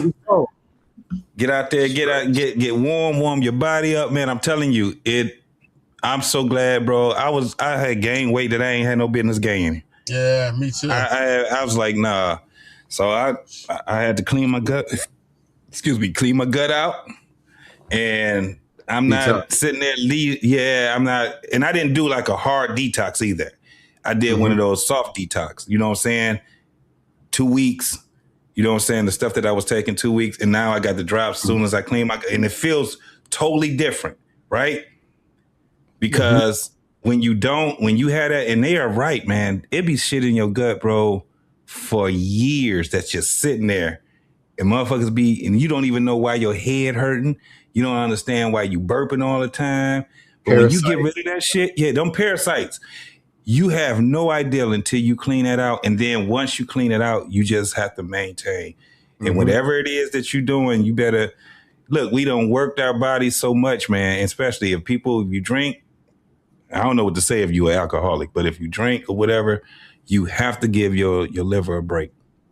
Got to get that shit a break. Get them kidneys a break.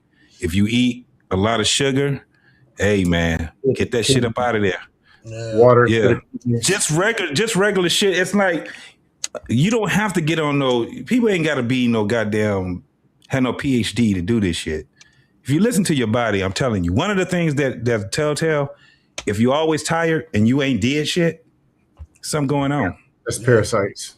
Yeah. They're eating into your body and taking all day. And if some people can't do it, all those teas and stuff, you fuck around and those hard detox, you get even more sick if you don't know what you're doing. So, you know what I'm saying? Just understand what it is that you need to do. Soft detox is I think it's better for everybody because anybody can do that. It just takes longer.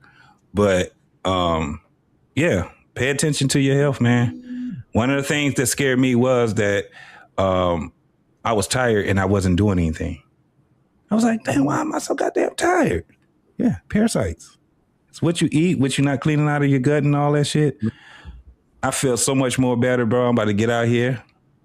Like I said, I'm going to get my exercise on, but I am not about to get out here and try to be nobody's bodybuilder. I ain't boxing nobody. I ain't doing none of that shit. I'm gonna get out here. I'm gonna do like Coach do. Get his dog and get to walking. Work that dog out, boy. Walk the shit out of him. I don't even walk my dog. I let my wife do it, man. You let your You can do it, man. I ain't getting out there, man. Listen, man, I'm good, man. I'm gonna try. I'm gonna do my best to walk. Yeah, hey, Scale, we used to be gung ho, bro. We used to be the ones out there talking about getting out there, getting on the court, playing, whatever it is, racing each other. All the shit. You get our age now, right? You get our age now. We already know. Nope. My knees basketball. I'm realizing that now. Yeah, I was in my 40s balling, man. I was in my 40s. Big time. Everything just fell apart. Now I'm walking. Now I'm gonna be on the sideline, sitting up in the stands. That's about as far as I'm gonna go. That's about as go. That's it. That's what Angry Man. That's when Angry Man said. Angry Man said, "Shit, y'all out here talking about some basketball and all." He said, "I'm gonna be on the sideline talking shit." I said, "I'm gonna be on the sideline with you talking shit." As far as we going. That's as far as we going, baby. No. Nah, I'm starting to realize that now because my birthday's coming up soon. I'm gonna be turning the big 50, and I'm looking at myself now too. I'm like, yeah, I gotta lose this weight. You know what I'm gonna do? I'm gonna see if I can get that definition I used to have in my arms. You know what I'm saying? Do some see, I know I ain't gonna be able to get this gut the way it used to be, bro. I used to have the 6-pack. Yeah. And it took it I had to tear these doggone abs up in order to get it to look like how it used to look. Ironically, look, all I want, I'm gonna be happy with a nice fit dad bod, right? Yeah. A fit dad bod. You know what I'm saying? But I used to look for the 8-pack. I used to have an 8-pack. I can't lie.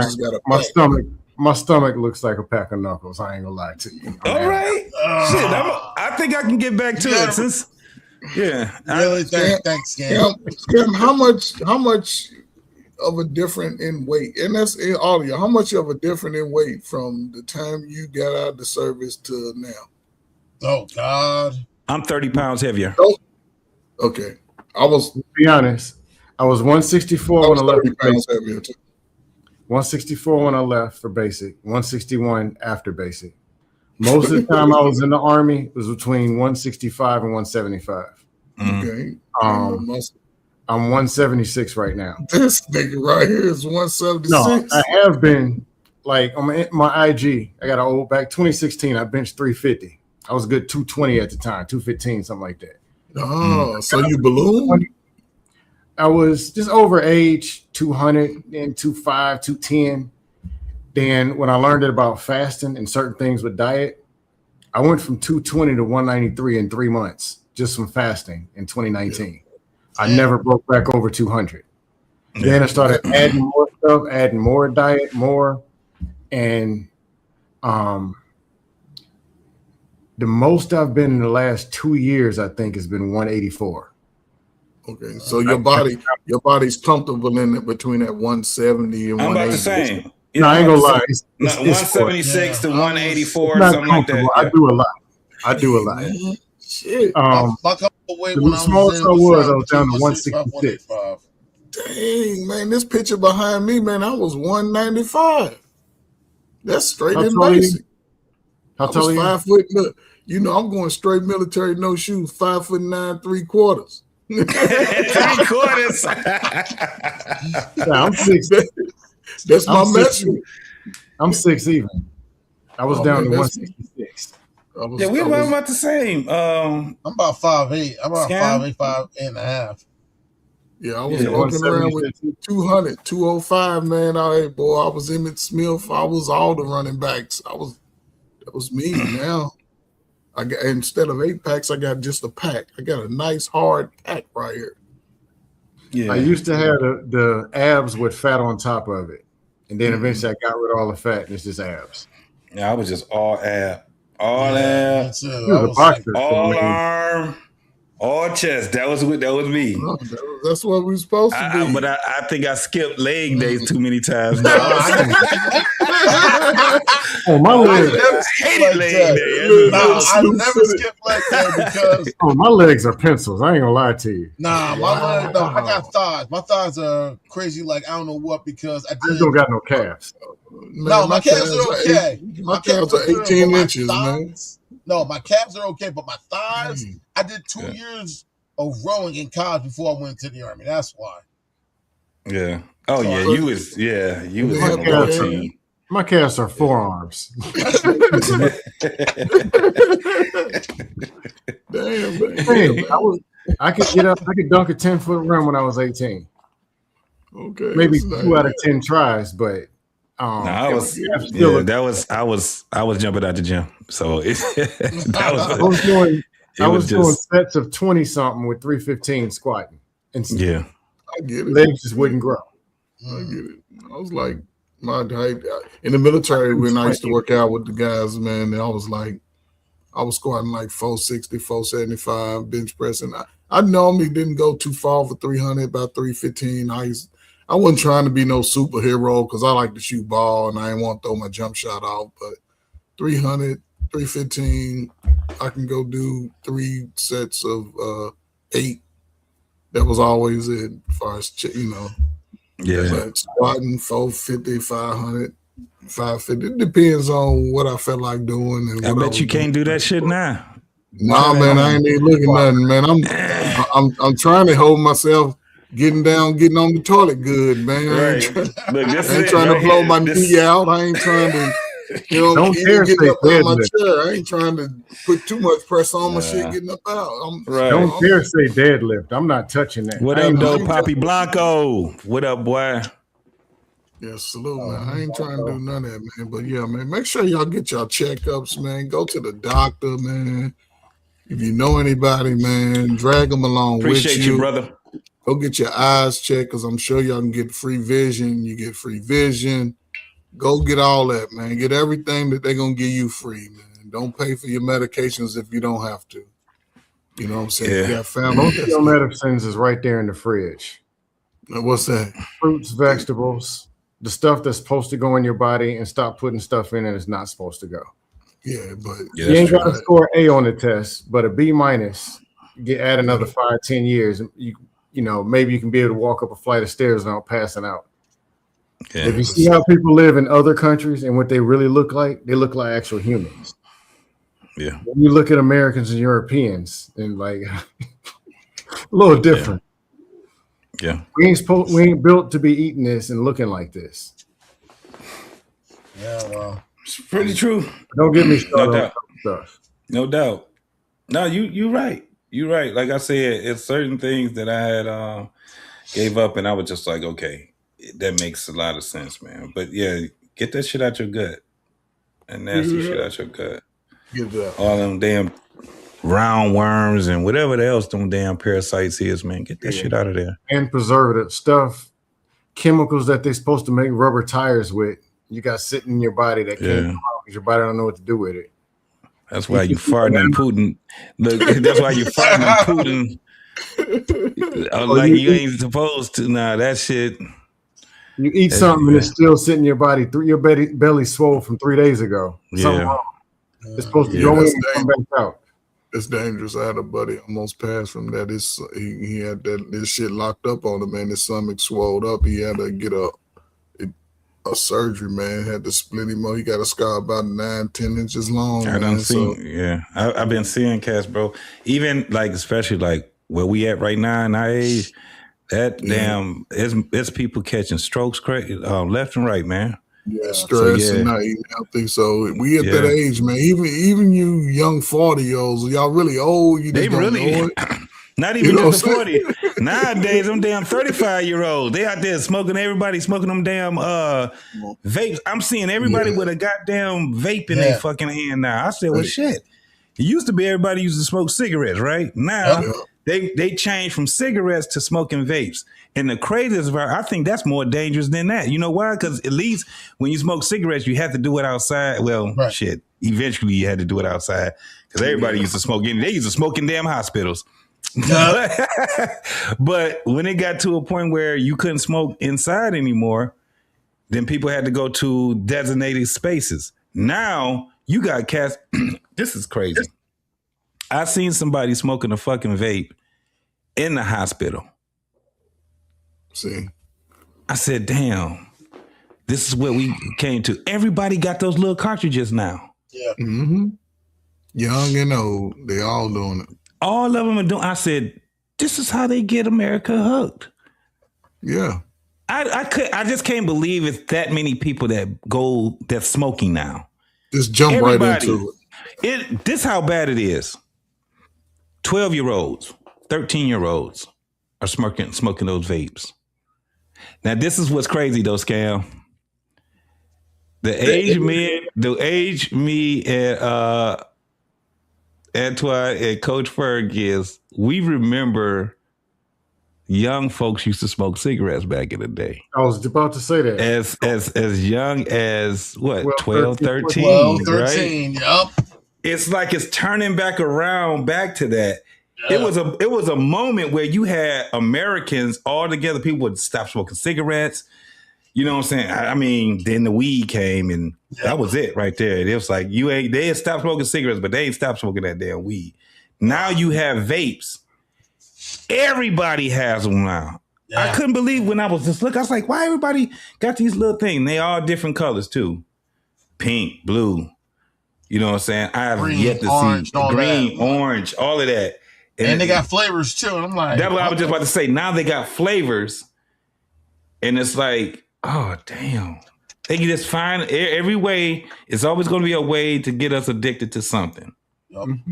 Ironically, JT, as soon as like a lot of the restrictions with marijuana was lifted, it was lifted. Especially here in Jersey, I found at least 3 or 4 vape shops not far from my place. Yeah.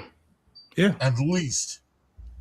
Yeah. At least 3. And I'm saying that, and you can go in there, you can buy weed, you can buy vapes, pens, whatever. And I'm like, history just keeps repeating itself. Remember, there was a time that alcohol was illegal. Yeah. Yep. And then once they got a chance to tax that shit, there you go. Import, export. It's the same thing with weed. It's going to be a time when people are going to be like, I remember when weed was illegal. That's crazy. Now you can buy it in, you know what I'm saying, in a pack. Yeah. And look at how they even do it with that. You can get all kind of weed. You can go to the weed store, man. You can get Cheetos. They be putting Pepsi, Cheetos. They be cherries, Skittles. I don't do edibles. Cherries. No, this is weed. Those weed. packs, this is weed. You can buy weed. There's stores in Illinois, Ohio, Tennessee, Michigan. Yeah, Michigan. You can go get some what's that? Cookies and cream. Cookies and cream. Yeah. Whatever they got different strands. Yeah. Sativas and it's a difference between the medical and the regular brand. And you don't need a card anymore. You can go exactly. As long as you're over 21. The difference. It used to be a time, It used to be a time where you just had a regular ass sandwich bag full of goddamn herb. Yep. Yeah. With a few seeds in it. You out of goddamn. They laugh at you. You come out there with your old homemade bag of weed in a sandwich bag. They got zip seals and shit.